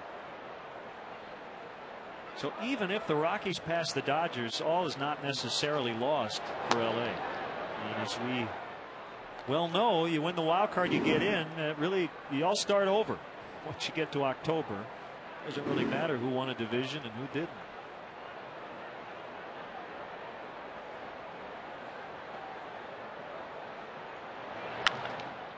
There's a double play ball hit by Duke. 6-4-3. They turn it for the 2nd time in the last 3 innings, and we'll head to the last of the 6th and a 2-2 tie.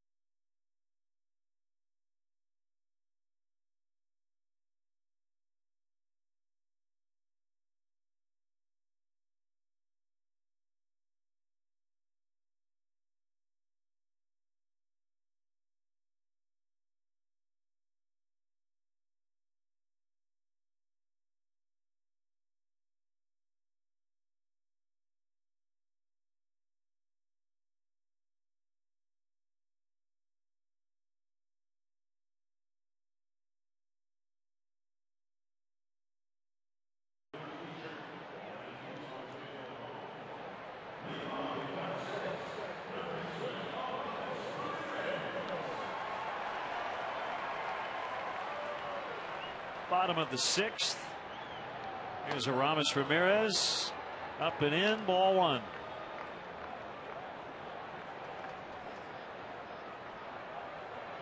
Angel Guzman up for the Cubs. And the Nationals have some action as well in their pen. That's hit foul.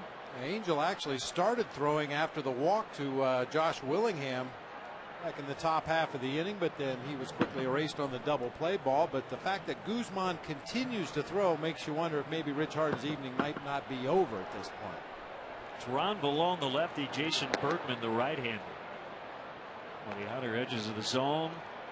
1-2. That's a big swing pitch.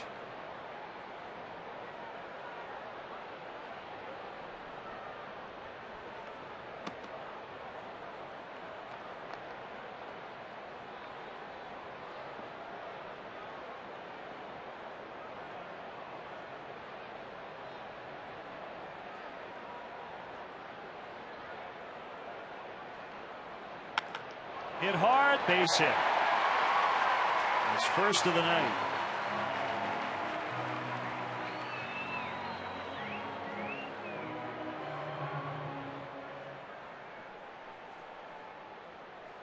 Time for our Radio Shack. What do you know? Did you know Bob Brentley lettered in both baseball and basketball in his senior year of high school in Coshocton, Ohio, in 1972? I knew that. You know, actually, basketball was my first love. I was just, you know, one of those 6'2" power forwards that really aren't going to play much after high school. Terribly deep is Willingham actually going back to the warning track. The ball kept drifting as Fukudome flies out. Tallest guy on your team? We had a guy 6'4", but he never played. The tallest guy in the starting lineup was 6'1½". And up until the World Series victory in 2001, I still say the greatest thrill in my athletic career was my senior year of high school. We were a small AA school. At the time in Ohio, they had single A, double A, triple A. And Zanesville, Ohio had a AAA team, a big AAA team, and they were good and they were tall. And we pulled the upset of the century against them in basketball over Christmas break while all the kids were back from college and the gym was packed to the rafters. And boy, what a thrill that was. And I insist to this day, I learned as much about how to be an athlete from my high school basketball coach. Bill Bowman was just a tremendous coach, taught the importance of hustling every minute, not quitting on yourself, not quitting on your teammates, and carried that with me throughout my career. Good stuff. Base hit left field. Soriano's on.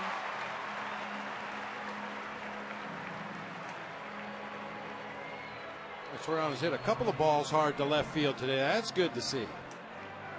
Top spin line drive into left field this time and hit that deep fly ball to the warning track in left center that the wind knocked down earlier in the game.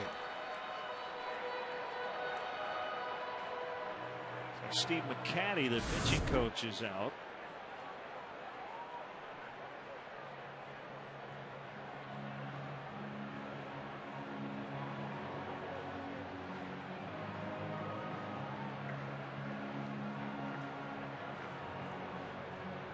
Pretty similar. This has not yet gotten through 6, has one more strikeout. Everything else is the same.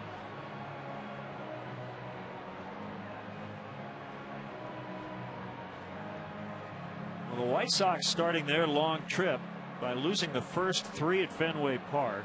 4 straight losses overall. They've dipped under 500. David Ortiz with his 22nd home run that ended the game in the 9th. 3-2 Boston, the final. It was on Tony Pena. And it was his 2nd home run of the night.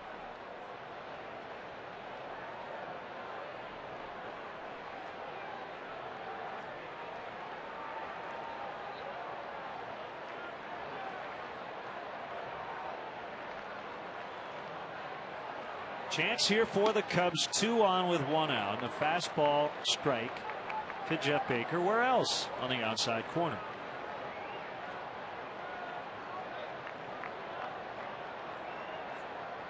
Jeff with a home run last night, his 25th career blast, his 100th career RBI. 6, 4, 3. So Hernandez matching Harden tonight with 6 innings and 2 runs. We're tied to the 7th.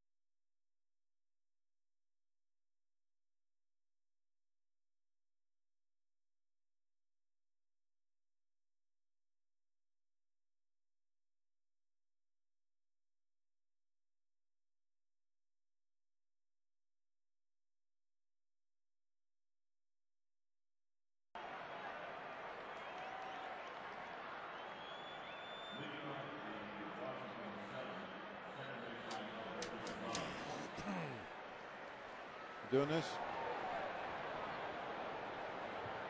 on September 2nd. Join chairman of the ball Giovanni Soto and his teammates at Harry Carey's downtown for the 2nd annual Rooters Ball.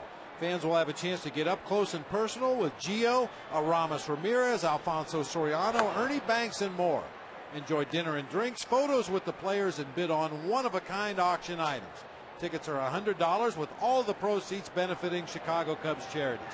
Tickets can be purchased at westsiderooters.com or by calling 312-828-0966. Angel Guzman gave up a 2-run single in the 7th last night. Those runs were not charged to him, and he got a double play ball to eventually get out of it. Facing Alberto Gonzalez. And the 2-1 pitch. Shank foul in on the hands. A couple members of the Chicago Fire professional soccer team will handle the stretch tonight.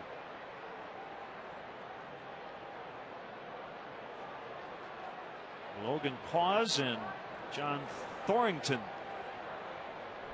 A couple of midfielders.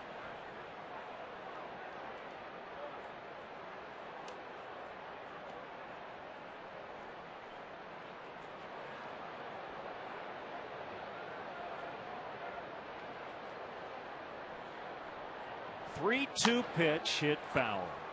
And we saw Steve McCatty, the pitching coach for the Nationals, make a trip to the mound. And I thought there was something that I remembered. 1981 was my first year in the big leagues, and Steve McCatty was pitching for the Oakland A's right across the bay.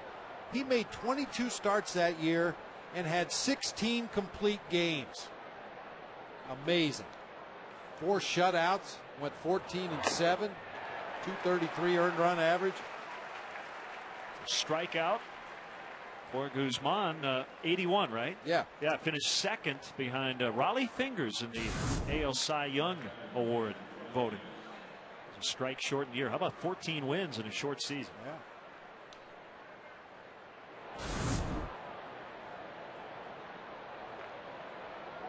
Brings up the catcher Nieves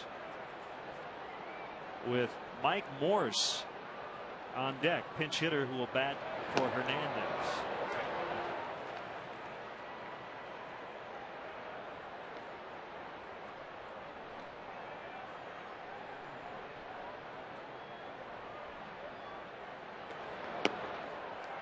Waves at a good breaking ball.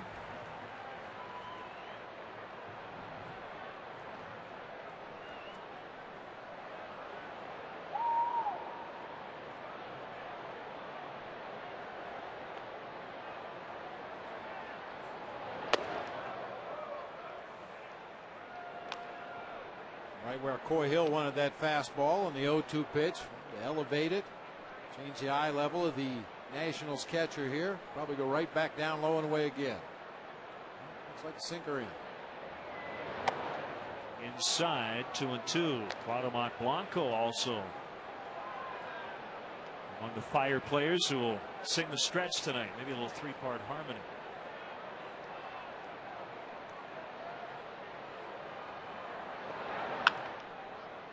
Bounce to Terrio for the second out.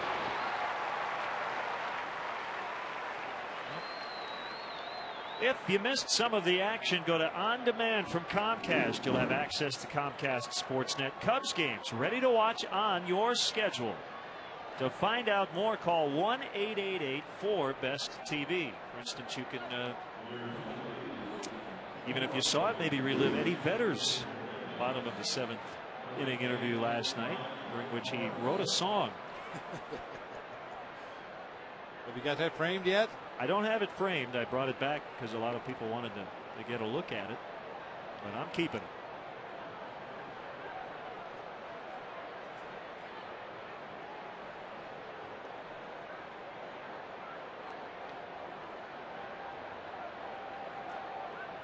So here's a pinch hitter, Morse, and he takes a strike. He was selected on August 17th and was acquired from Seattle back on June 28th.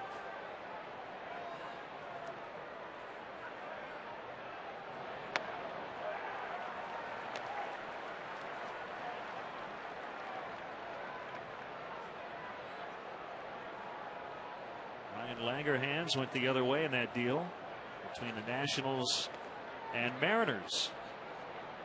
Morse hitting .322 this year with 16 homers, 86 RBIs at the AAA level. Called third strike, time for the stretch. For Take Me Out to the Ball Game are players from your Chicago Fire.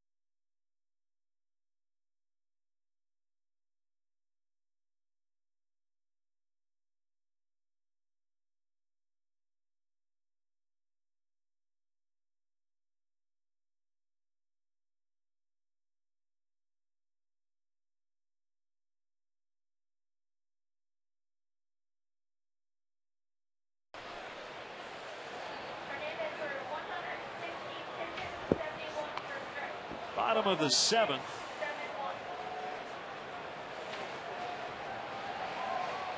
Right-hander Jason Bergman is on. John Thorrington from the Chicago Fire is with us in the booth. Nicely done on the 7th inning stretch. Thank you very much.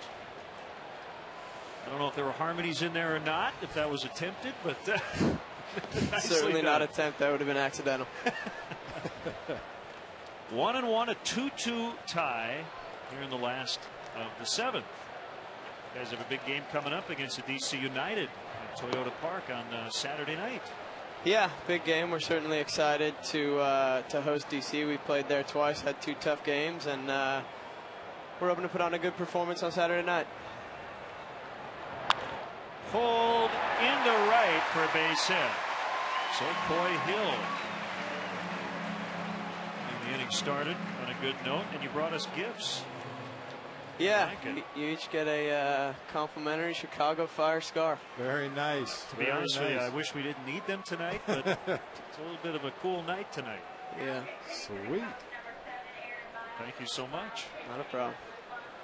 Now, I got to ask you, John, are you a bad boy or are the refs just after you all the time? I'll just say the refs. Maybe a mix of both. Okay. Combination. Fair enough. Aaron Miles pinch hitting for Guzman. Don't worry, we don't have any yellow or red cards up here. It's good to hear. As the battery for the Nationals talk it over. So how would you describe your season so far? You're in 2nd place. Yeah, I think we're certainly pleased with how we've started the season. We've put ourselves in a good position to make a push to hopefully end the season on a high in 1st place with most points in the league. That's certainly our goal. Bunted by Miles. Dunn's going to pick it up and toss to the 2nd baseman Gonzalez. So a couple of shots here to grab the lead again. Sack bunt by Miles. That'll bring up Ryan Theriot.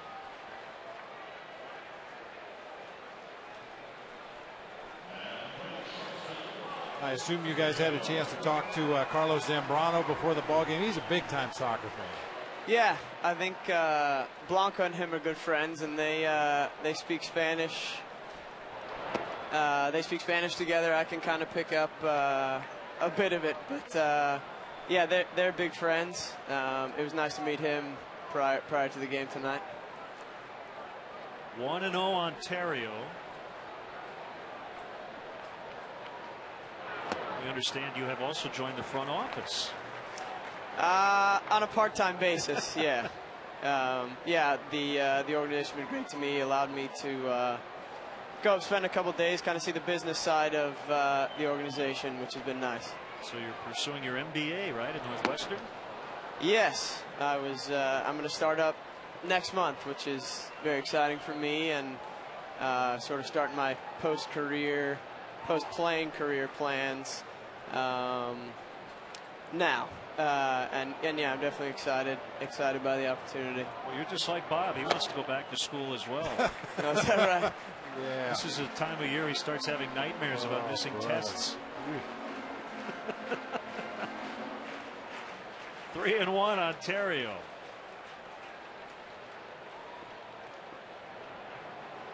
Here's a pitch. That one could be trouble, and it's going to drop for a hit. Unfortunately, Hill had to wait to make sure it got down. It did. He gets to 3rd, so they're at the corners with only 1 out. Harris was playing back and was not able to get there in time. Theriot cued that ball right off the end of the bat. Just got out there in the wind and fluttered and died in front of Willie Harris, but Coy Hill knows the speed of Willie Harris in center field. Wasn't going to take anything for granted. Wanted to make sure he saw that ball down before he advanced on to 3rd base. And Jim Riggleman is going to make the trip to the mound this time. No action in the Nationals bullpen. So this is a strategy discussion with the entire infield on the mound. Jorge Sosa is going to grab a ball. John, I want to ask you about the soccer community here in Chicago. There have been a lot of international matches that have come here, and you guys are well supported. Do you feel like the fans are really into it? Yeah, certainly. I think we have a very, a nice fan base that really gets behind the team, and certainly every home game we have, we feel their genuine support. And as you can see here tonight, Chicago's a city full of sports fans, and we definitely feel that. And for those fans who haven't made a trip out to Bridgeview, I definitely recommend it. It's a great atmosphere, and I think we've got a very exciting, talented team on the field this year. So yeah, it's we definitely feel the support of the fans here in Chicago. Bradley pulls it foul. So Toyota Park's is 71st in Harlem Avenue, and again 7:30 on Saturday as the Fire will host the DC United. Nationals want a double play chance and keep this game tied. The Cubs trying to take the lead for the second time tonight. That's outside.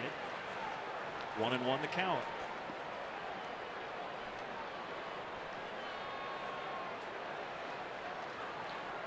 Bergman in relief of Livan Hernandez, who signed last night and gave them 6 quality innings. Here's a pitch, another foul.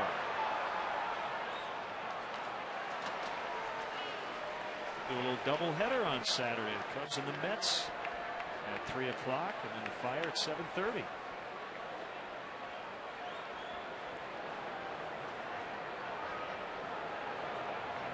See a couple of pitches, one here, right? One at Toyota Park.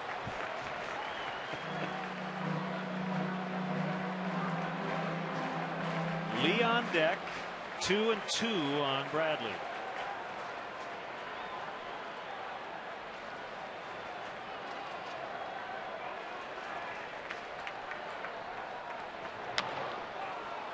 Let's see where Zimmerman goes. He barehands, he throws, and it's offline, and the Cubs take the lead. Zimmerman really didn't have a lot of choices. He tried to make a circus play there and just could not throw it with any accuracy. And I don't even know if he would have gotten Hill if the throw had been right on the plate.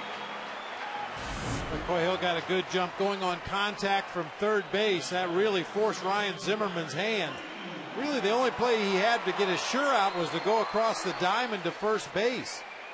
But he makes the barehanded play, tries to cut that run off at home plate, and threw it behind Coy Hill. That's a nice play by the Nationals catcher just to keep that ball from going to the backstop. Fielder's choice and an RBI for Bradley. I was kind of wondering if that might be an infield hit. It was a barehanded play by Zimmerman. I guess the assumption was he was going to get the out at first. So Bradley with 2 go-ahead RBIs. And that is low. John, is this the first time you've been to Wrigley, or have you been here a few times before? I've been living in Chicago for the majority of the past 4 years or so, and I try to get to at least a handful of games each year. Really enjoy every game here. It's a great place to be. The old Chicago Sting used to play its games here at Wrigley Field way back when.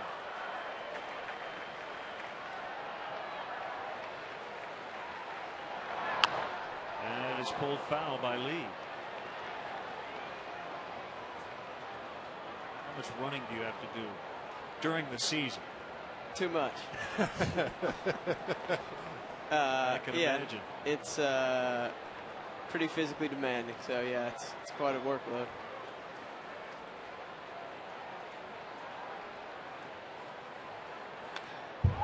Good hack by Derek. 1 ball and 2 strikes. So the Cubs now with a lead late. John Graybo ready for the 8th. Carlos Marmol hopefully in the 9th with a save opportunity.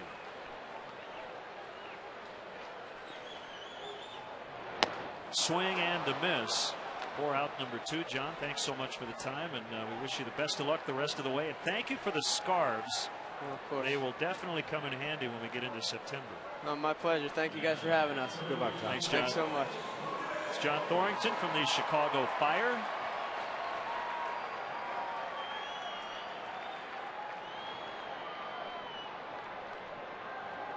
And Ramirez will bat with 2 outs. And the Cubs leading 3-2.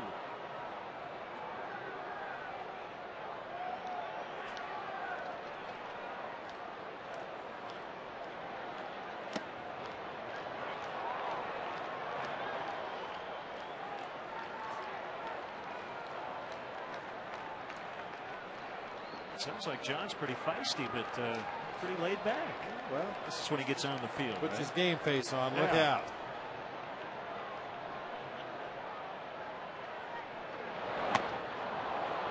Tip strike 2 to Aramis. Should have asked him if they got any of those soccer hooligans over there at Toyota Park. It's a little more laid back here than it is over in Europe.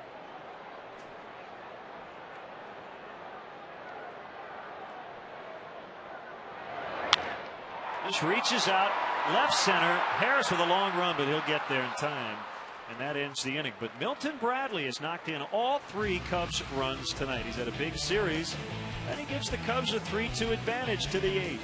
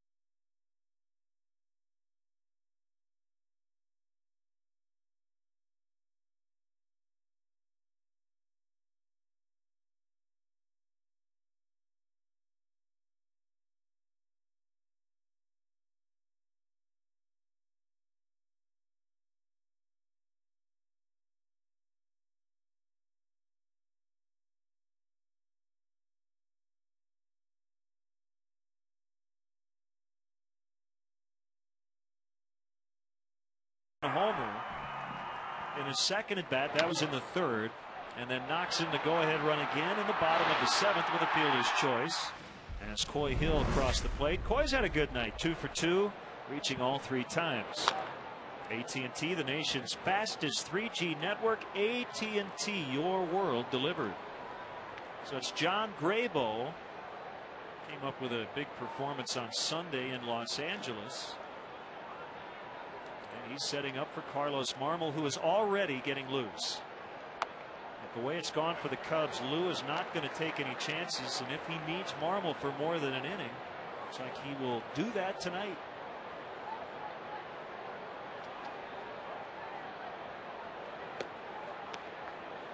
I thought the pitch of the game on Sunday for Graybo, after the first 2 had reached in the inning. Dempster walked Russell Martin to start the 8th. Then Graybo walked Tony Abreu on a 2-0, or rather 3-1 to Mark Loretti. Threw him a nice changeup to make it 3-2, and eventually got him on a fielder's choice. And then got Orlando Hudson on a 5-4-3 inning-ending double play. Well, that's such an important weapon for a pitcher, whether it be a slider, a curveball, a changeup, a splitter. The confidence to throw one of those pitches in an obvious fastball count and have the confidence that you can throw it for a strike and get the desired result. John Graybo has the ultimate confidence in that changeup. Mostly to righties. Fastball slider to lefties. Harris pops it up, and there will be no play. Into the seats. 36,562, the paid crowd tonight.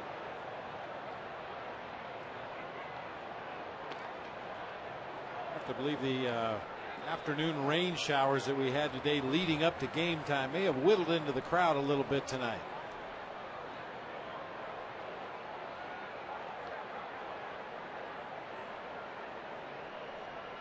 Kick in the pitch. Golf to left. Soriano drifts over near the line.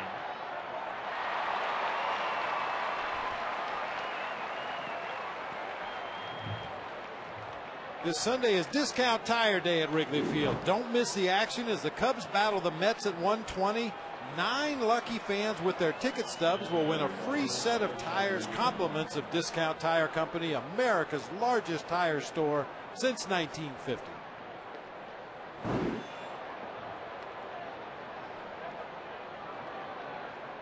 Guzman batting right-handed. He tied the game with a single from the left side in the 5th.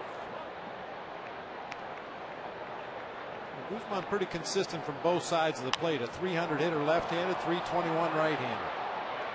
Kosuke calls off Soriano, makes a grab.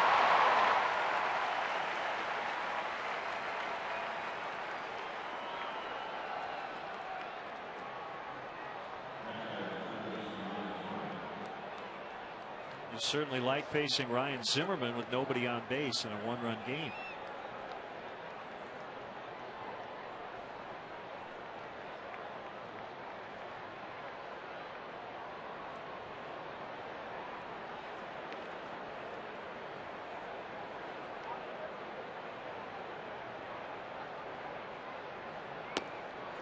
Outside, ball 1.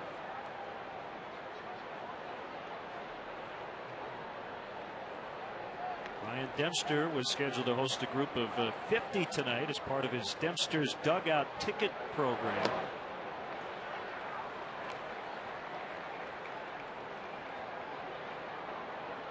I say scheduled just because of the weather. Not quite sure if they met up, but Ryan does a lot for the community. Hopefully they were able to make it tonight. He provides $10 in Cubs dollars to each person in attendance, and the 8th of 10 ticket program dates he has set up this season. Nice going, Ryan Dempster.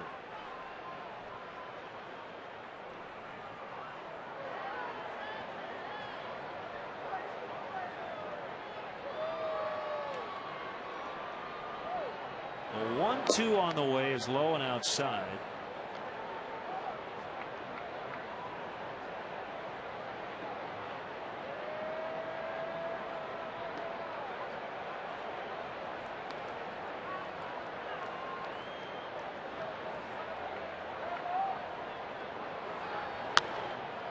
And Zimmerman punches that ball down the right field line. He's thinking about 2. He's going to test Bradley. Well, Zimmerman was kind of lurking in the weeds there. He didn't really turn on the afterburners until the ball got to Bradley. And that's significant. He's now in scoring position, tying run at second base. Yeah, really, I don't think there's anything else Milton Bradley could have done to prevent him from going second base on this ball. Slicing over there toward the foul line. He got to it in good shape. Maybe took an extra step or two, but right there made up his mind he was going to get himself into scoring position and slides into second without a play.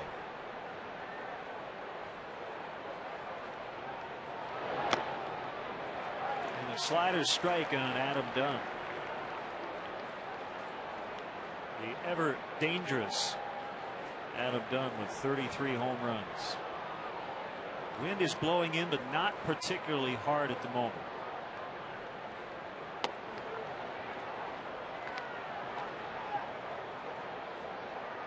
See the big American flag atop the pole is blowing. The other flags not so much.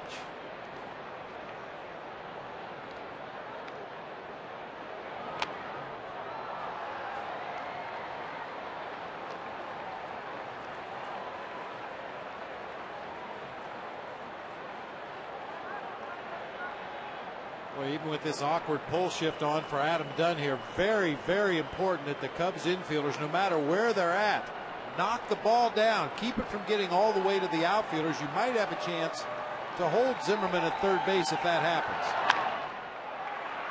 Dunn pops it up. Terrio out, but Soriano is going to make the grab, and Grable works a scoreless 8. 2-out double. But he keeps the Nationals off the board. 3-2 Cubs. He'll try to add on when we come back.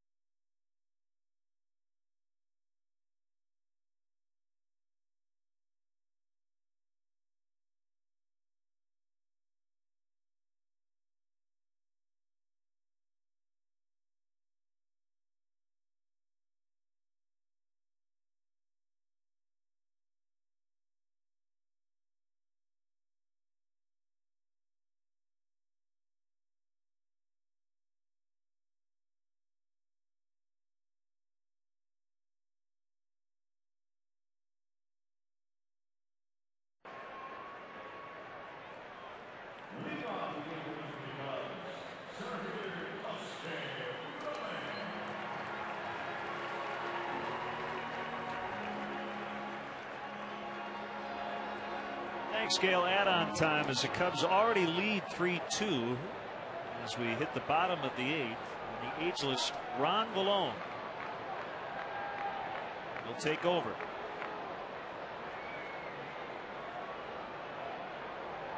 "39 years old." The side on Fukudome ends up vacating on a checked swing.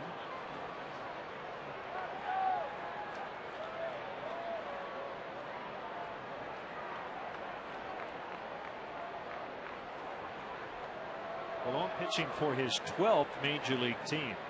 He's pitched at 45 ballparks. He's a left-handed version of Mike Morgan.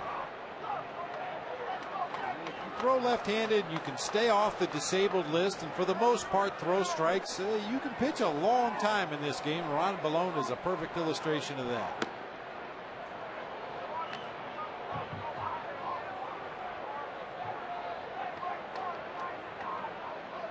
Made his major league debut in 1995 with Seattle. The manager at the time was Lou Piniella.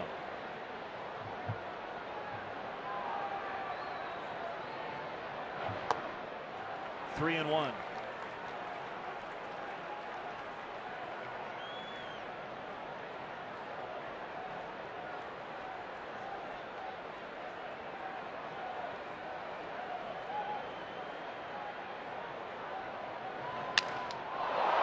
His bat, and the ball ends up in center. The bat, the infield dirt near second base position.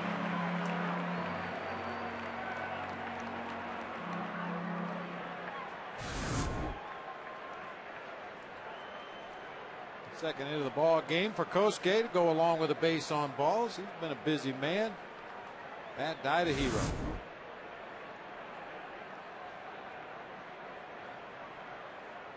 Be it for Vallone. Pretty short night for him. One batter gave up a hit, and it'll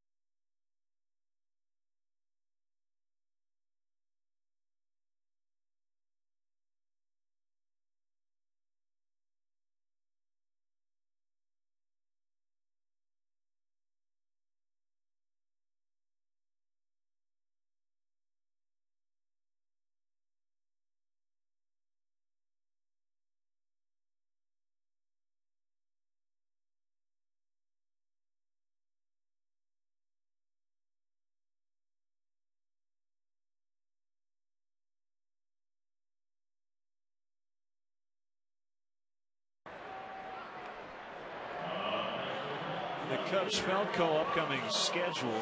After tonight, 8 more on this homestand, including the big makeup game against the White Sox a week from tomorrow. And it's off to New York and Pittsburgh. Labor Day weekend. Righty Jorge Sosa on to face Soriano with Kosuke Fukudome at first, and nobody out.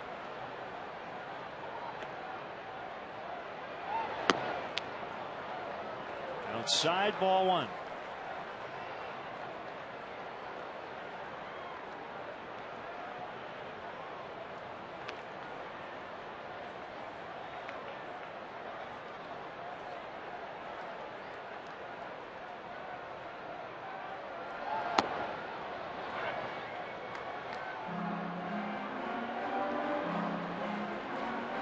Sosa brought up from the minors on August 1st. Here's 15, Tampa Bay, Atlanta, Cardinals, and the Mets.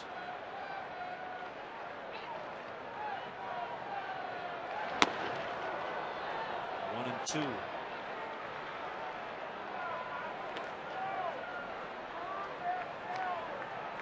Was an outfielder originally, hit .222 in 6 years in the Rockies chain before being converted to the mound by the Mariners in 2001. He had 3 home runs in 2006 as a pitcher. Now that .222 batting average lifetime will send you to the mound or home, one or the other. Unless you're hitting a boatload of home runs to go along with the .222 batting average, that's usually not going to get it done.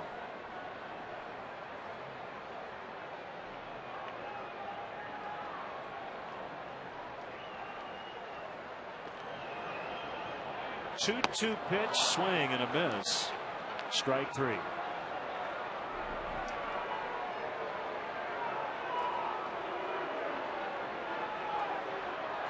Coming up on Monday, August 31st, the Cubs host the Astros here at Wrigley Field. Game time 7:05, but be sure to get here early. The first 10,000 fans will receive an exclusive limited edition Billy Williams bobblehead doll, compliments of Fannie Mae.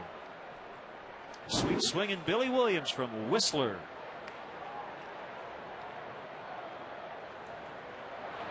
Oh, up and in on Jeff Baker.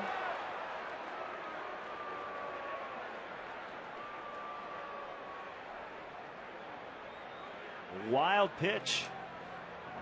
Fukudome at second. All right, Jeff Baker turns away from that pitch the proper way. So many hitters nowadays turn into that pitch as it's coming up and in. That time Baker did the turtle, pull your head down into your shoulders and turn toward the backstop. That way, if you do happen to get hit, it catches you on the back of the shoulder or the helmet rather than in the face or in the wrist. The end of the bat foul, 1-1 to Baker.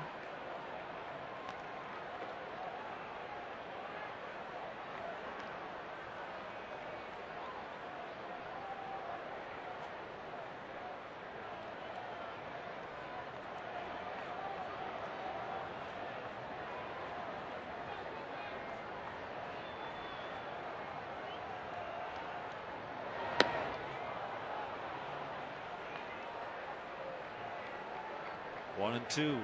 I'll tell you, we've seen Jeff Baker take more funny swings tonight than we've seen him take in his entire tenure here with the Cubs. I think Livan Hernandez and that variety of off-speed pitches and slow breaking balls is kind of thrown off his rhythm up there at the plate tonight. Struck out looking, struck out swinging, and grounded into a double play against Livan.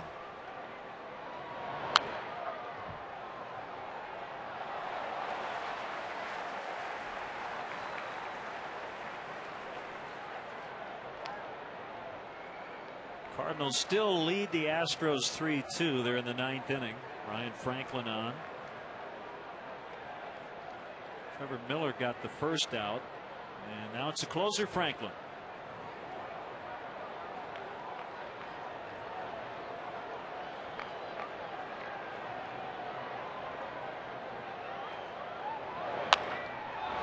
It's fair, bobbled by Dunn. Sosa not going to beat Baker to the bag, so Dunn didn't even throw it.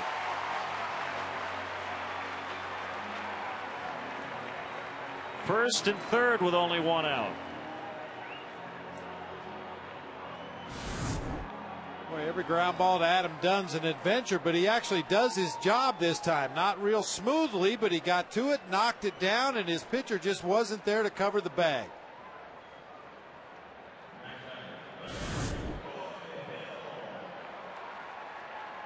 So an error on Adam Dunn, but that is a tough error because his pitcher kind of hung him out to dry.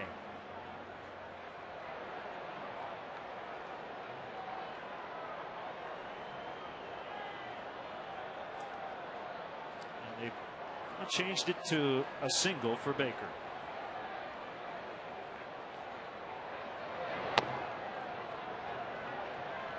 Well, there's no question Dunn did bobble the ball, but he got possession of it in good shape and plenty of time to flip on for the out if his pitcher had been there to cover the bag. think that's the right call.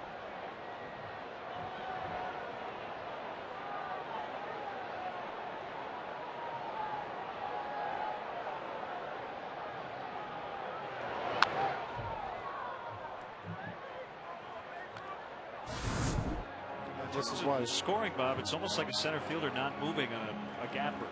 And maybe a ball that should have been caught. If any error should have been called, it would have been on the pitcher, but can't really do that. You don't get an error for spectating. Sometimes you should, but you don't.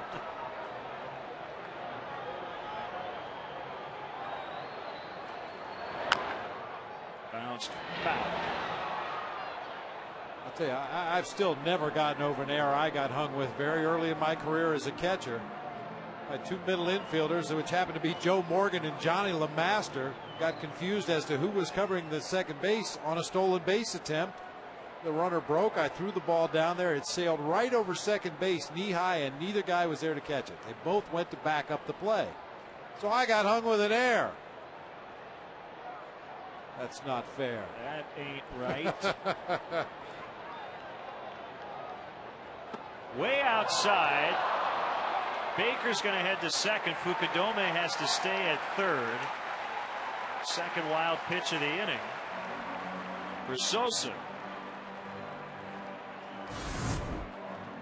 And that's significant because now it takes away the possibility of a ground ball double play. Nationals will be forced to bring all their infielders in now. Fukudome had thoughts about trying to score, but it's one of those 100% plays. You better be 100% sure you can make it. The infield is in. No double play opportunity. And Sosa on a 2-2 pitch. A pop up, but no chance for Zimmerman. Ball actually ended up a little closer to the field of play than I think Zimmerman thought, but you know, the stands jut out with those extra rows of seats near the dugout. That kind of gives you a little extra room as you get near the bullpen. Yeah, had he gone around that corner there, he might have been able to reach that pop-up. It was only about a row or two up into the bleachers. And that wind that was blowing hard early in the ball game has really died down here. I thought that ball was going to get pushed way up into the bleachers. Now, the other thing is, if Zimmerman makes a catch over there, Kosuke could have tagged and tried to score. So we'll do it again. And Dunn doesn't catch it. It's a fair ball, and Hill will knock in two. Fukudome and Baker score. Coy Hill with 3 hits tonight and 2 big insurance RBIs. It's 5-2.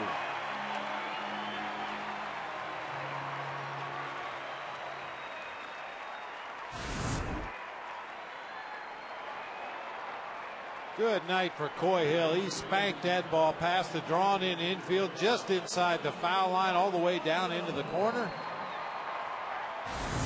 Those big insurance runs. There have been many times this year when the Cubs have scored early in a ball game, but haven't been able to add on those runs to keep the opposition down. Big base hit. Mike Fontenot batting for John Grabo.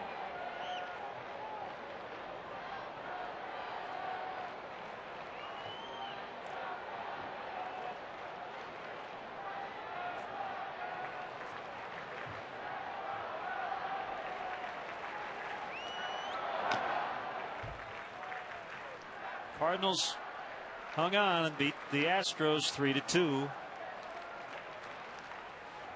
Their 4th consecutive win.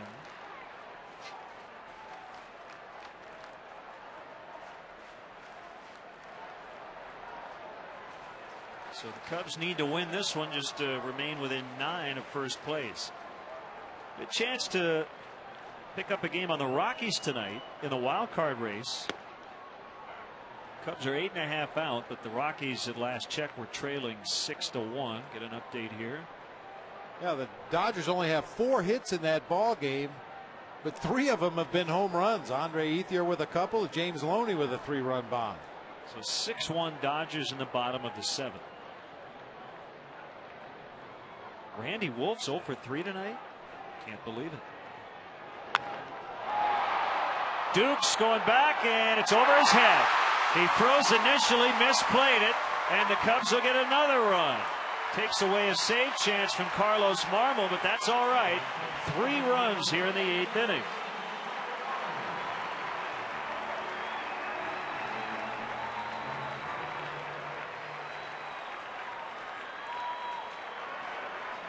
Nice swing by Mike Fontenot. Hits a rocket line drive into right field. Duke's kind of froze in his tracks and then tried to retreat. Just does get over his glove, bounces off the door to the batting cage out there, goes back over his shoulder toward the infield. Follow it home, see what it eats.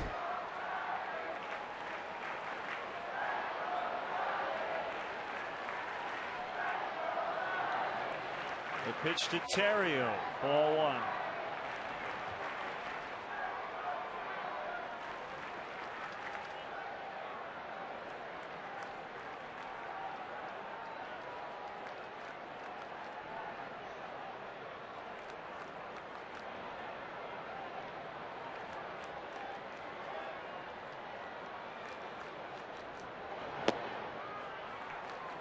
Ball 2.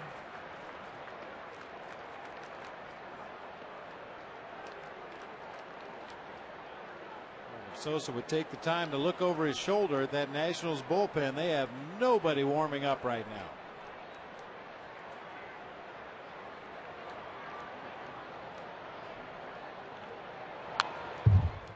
Late swing by Ryan, 2-1. Key for the Astros in that Cardinals series is to keep them down in the first inning. Cardinals with 1 in the first last night, 3 in the first tonight. And that was a difference. Ryan Moeller and Chris Carpenter scheduled tomorrow. That's a day game. Carpenter goes into that start 14-3. Maybe the Astros should start Jose Valverde. Start your closer just to make sure you keep the Cardinals off the board in that first inning, and turn it over to your starter.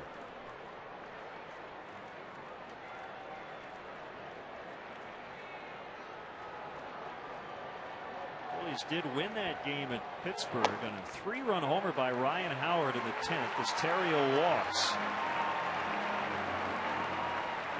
Howard's 35th home run. Steve McCaddy heading out.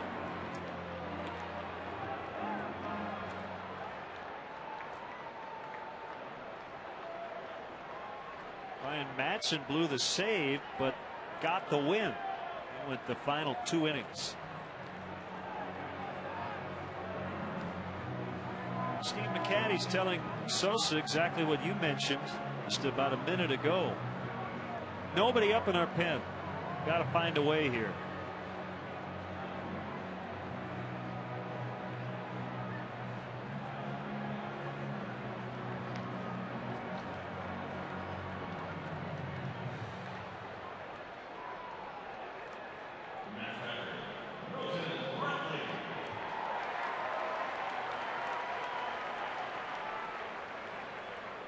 Florida beat the Mets again 5-3.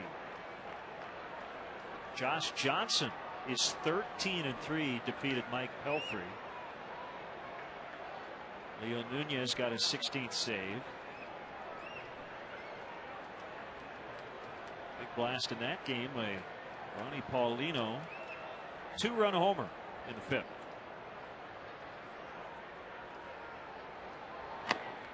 Foul tip.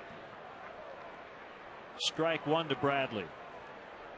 Coming into play tonight, the Nationals were leading the National League in innings pitched by their relief pitchers, and as tough as it can be sometimes, somebody just has to take one for the team.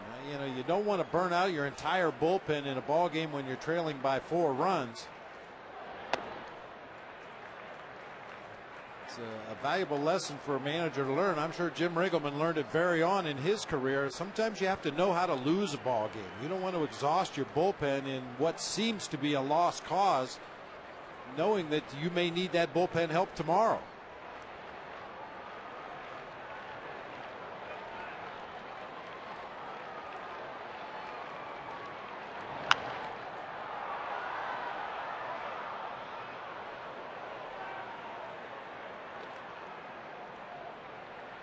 Couple of bad losses for the Braves in that they were at home losing to the last place team in the West, the Padres, 12-5 the final tonight.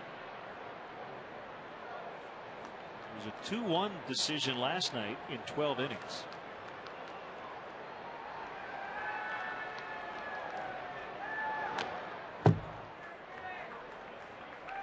Stauffer over Kenshin Kawakami.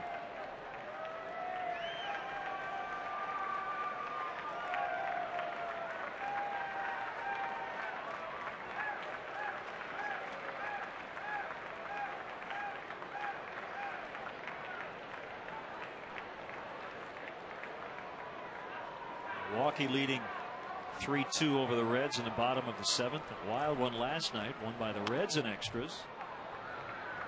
The Brewers scored 5 in the 9th to send that one to extras. 8-6 the final last night in 13.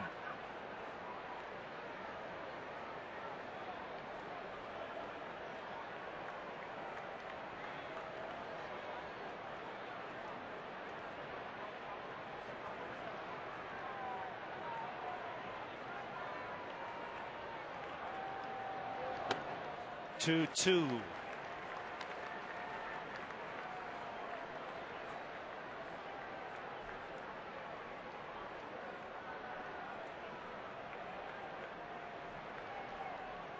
She's saying, you know, I know the Cubs lead by 4, but I'd use Marmol. He's already loose, ready. Let's stick with him in the bottom of the 9th. Very astute baseball. Yeah. Full count, 3-2.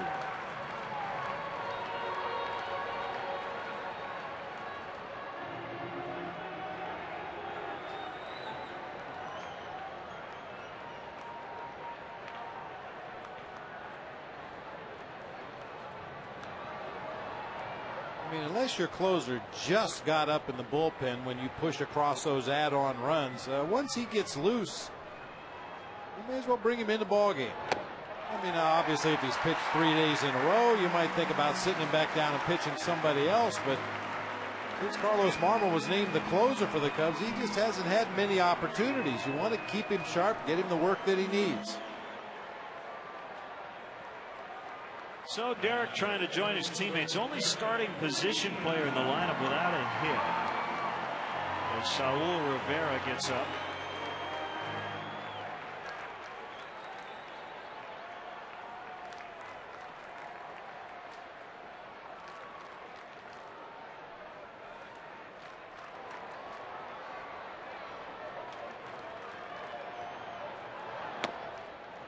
Called strike.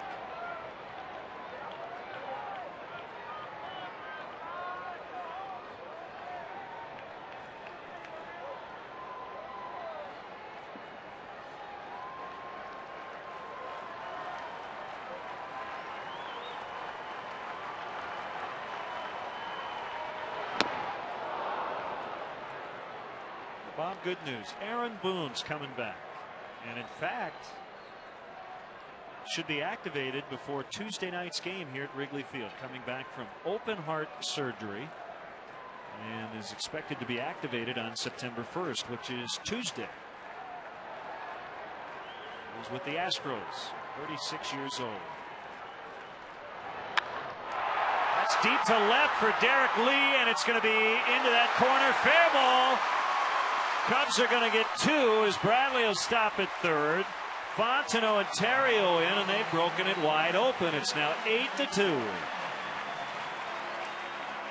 84th and 85th RBIs of the year for Lee.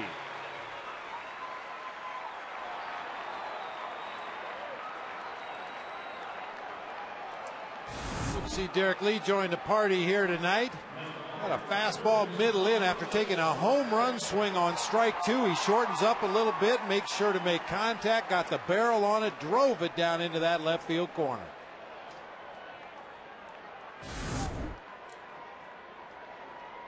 Derek Lee's 2-strike swing is a little different than most guys' 2-strike swing. He still drives it hard.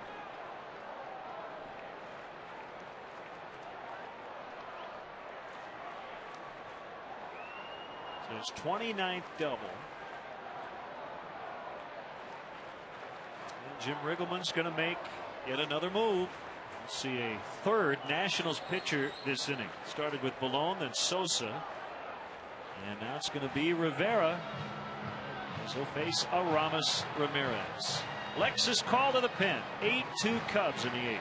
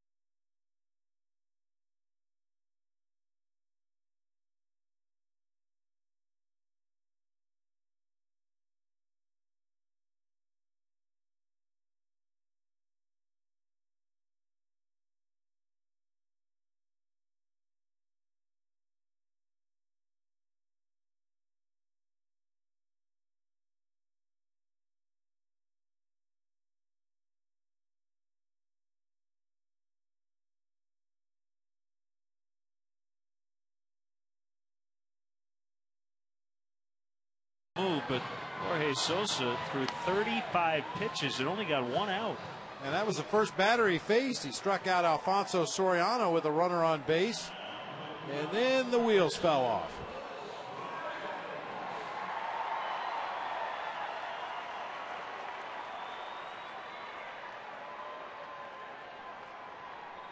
So it's Ramirez with 2 in scoring position and still just 1 out.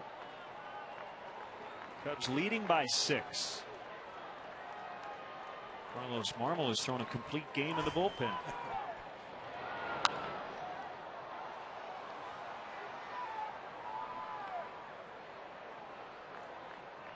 That's something by this time of the season. And Carlos has pitched in a lot of close games in the 8th inning and 7th inning on occasion. Knowing how to warm up, knowing how to pitch along with the inning.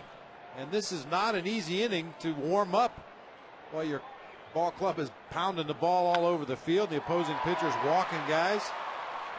Guzman will just hang on to it. It's an infield RBI single for Ramirez. 9-2.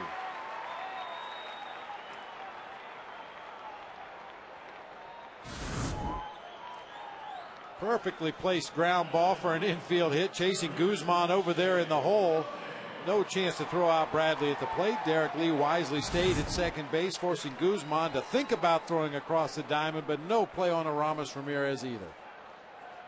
The inning started with a Kosuke single. He would later come around and score, and he's batting again. He's 2 for 3 with a double, a walk, and a run.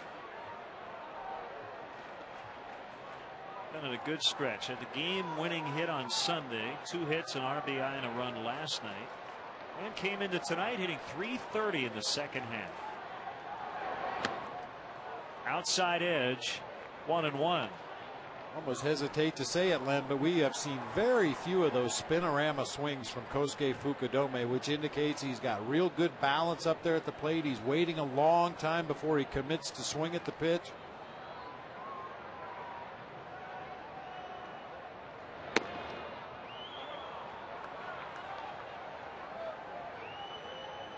Ron Joshua, the Cubs hitting coach, has to be pleased with what his guys have done tonight.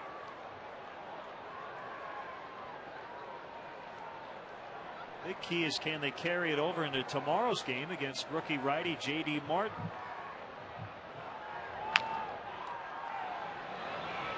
It's a foul ball. Almost kicked back fair. Zimmerman was able to get it while it was still foul.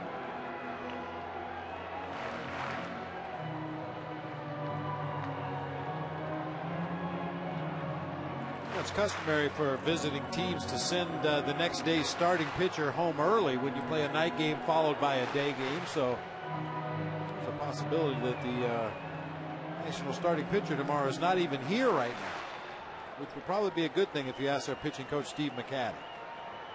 You don't want the next day's starting pitcher to watch the other team's offense blow up in the 8th inning of a game.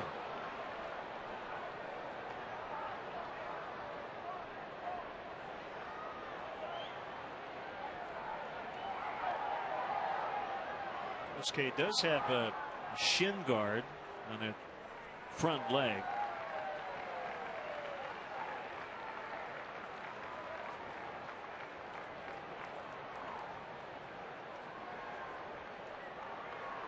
Little nod to the home plate umpire Rob Drake. And he's back in there, ready for a 1-2 pitch. Rivera gets the sign from Nieves. Here he comes. Nieves has been very busy back there tonight. Particularly with Sosa, threw 2 wild pitches in this inning. Kosuke still showing the effects of that ball he fouled off his front leg. You mentioned the little nod to the umpire that he was ready to go. I guarantee you it had not stopped hurting, but mentally you file it away somewhere where it's out of your mind and you try to focus on that next pitch. Grounds to Dunn. He'll throw to second. The relay in time. They turn it the hard way. 3-6-1. And they finally get out of the 8th. The Cubs plate 6 and lead by 7 with Marmol coming on in the 9th.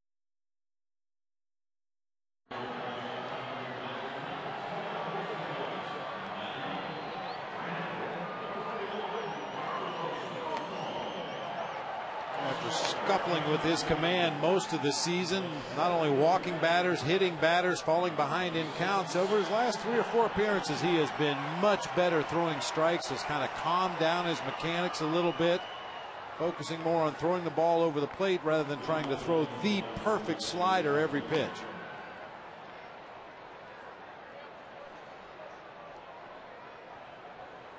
Well, it's worked out well for the Cubs tonight in that it stayed dry. Haven't seen any rain since the first pitch. And they have pounded the Nationals 9-2, 3 outs to go. Wednesday, September 2nd is Midwest Dairy Day at Wrigley Field as the Cubs host the Astros at 1:20. The first 10,000 fans will receive a 3-a-day smoothie cup. Compliments of Midwest Dairy.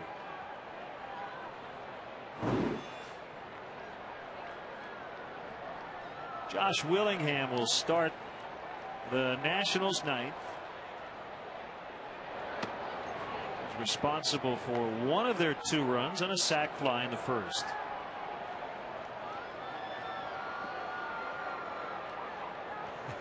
Just as I say that, it starts to rain. Not very hard.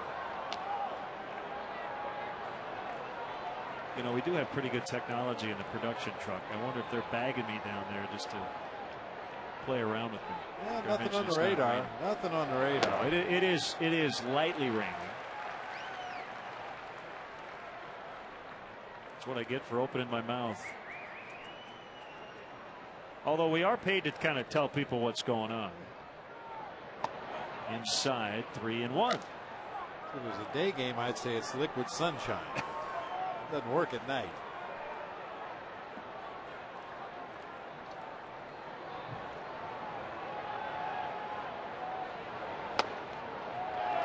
Slider for a strike, 3-2. Yeah, I guess I could call it liquid moonshine.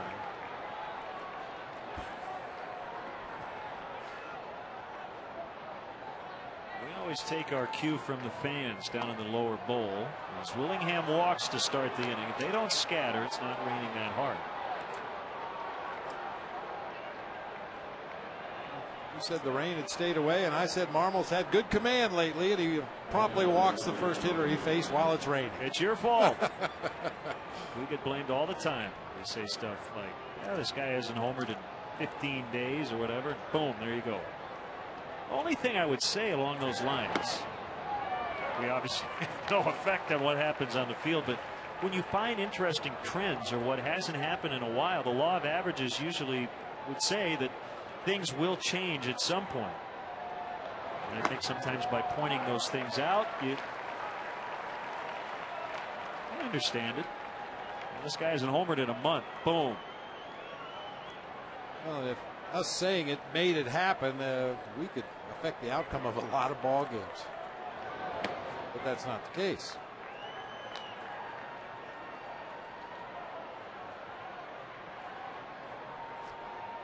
Okay, I can't. It's been raining for a long time.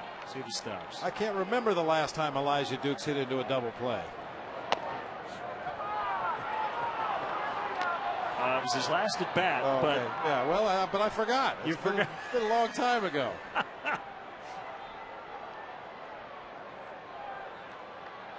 I remember the last time I won the lottery.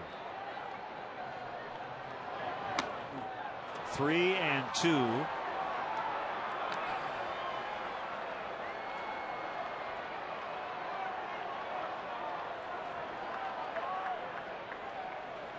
A lot of times we use the excuse that the closer doesn't pitch as well in a non-save situation, but I don't think that applies to Carlos Marmol.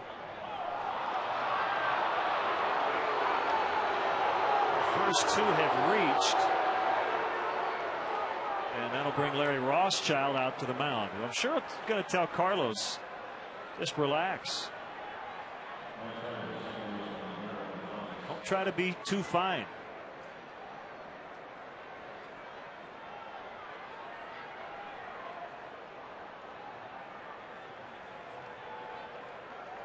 I think the other tough thing, this goes for anybody, even a guy like Marmol who doesn't have a ton of experience in the ninth. You can tell yourself, the pitching coach can tell you, don't worry about the runners. It doesn't matter if they score, but the competitive nature of most guys kind of kicks in. He doesn't want to give up a run in this inning, even though outs are more valuable than runs. Ball 1.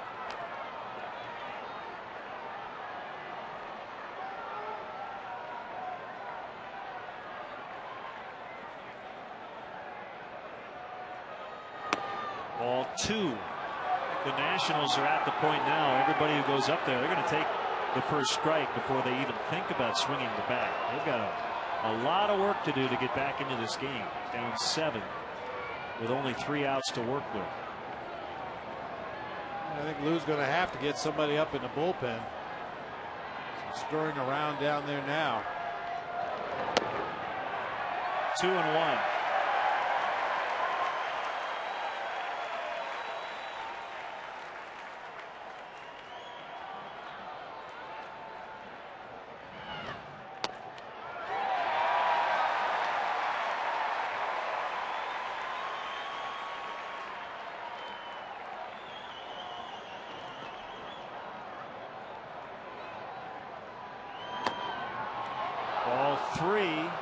does not want to walk him loaded. The other problem is the longer you go without getting an out, the more likely it is you're going to face guys like Zimmerman and Dunn in potential tense, dramatic situation. Cubs don't want any drama in this inning. Ball 4, 3 on with no outs.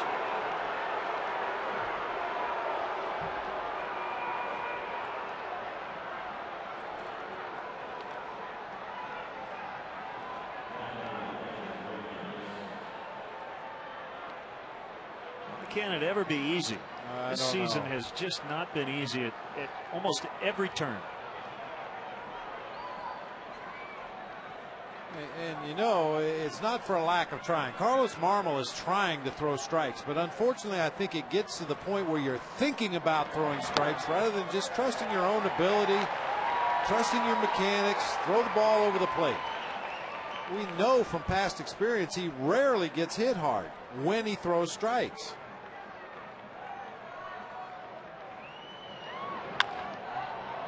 In the hole, Terrio's going to throw to third.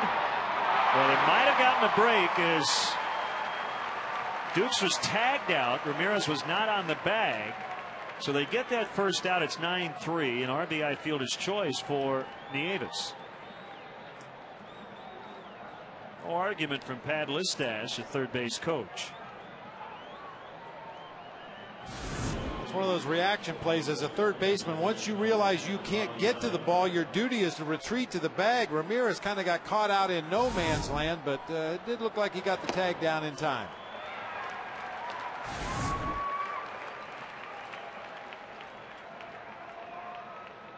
Another horrible slide into third base. Well, guys forget how to slide. Ronnie Belliard pinch hitting.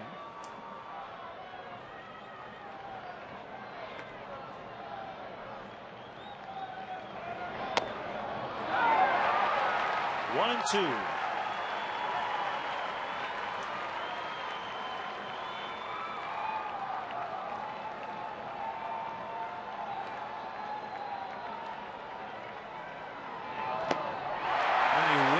To the slider way off the plate for strike 3.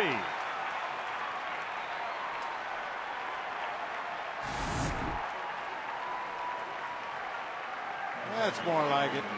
You talk about it all the time, Len. All he has to do is get it close enough to the strike zone that the hitter has to think about swinging at it. You can get that bat moving and that slider dips out of the zone, you can get some swinging strikes, but you have to get it close enough to the strike zone to tempt the hitter.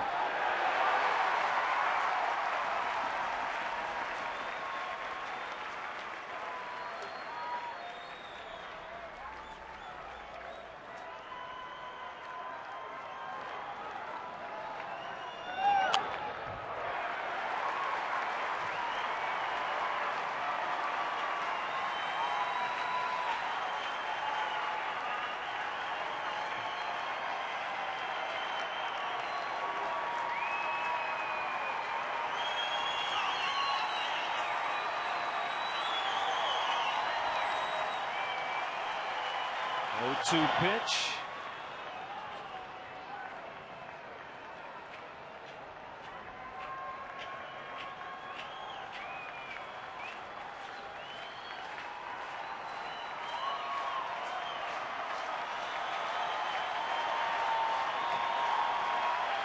Kick the 1-2.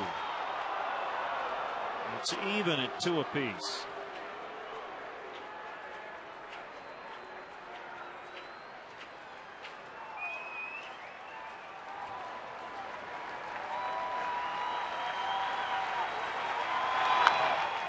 Deep to right. Bradley's not going to catch it. It's going to bang off the wall pretty high on the wall, and the Nationals will get one more. It's 9-4.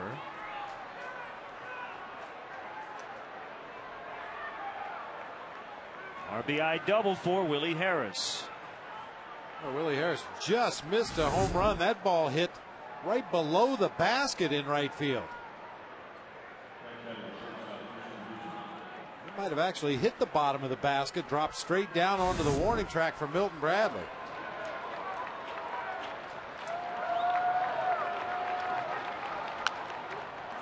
play by Guzman.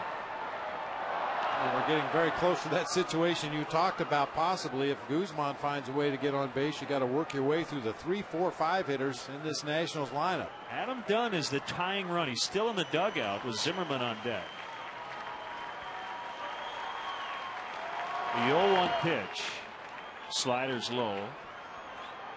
Well, Hill's going to do everything he can to block these pitches, but the guys on base, their runs matter not at all. Key is to get the third out.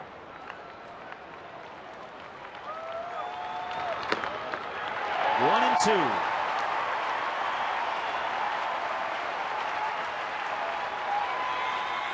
Greg's still cranking it up in the bullpen just in case. With Marmol on a 1-2. Swing and a miss. Cubs win. Wasn't easy for Marmol. He gave up 2 in the 9th, but the Cubs even up the series at a game apiece. Rubber game tomorrow afternoon. The final, Cubs 9, Nationals 4.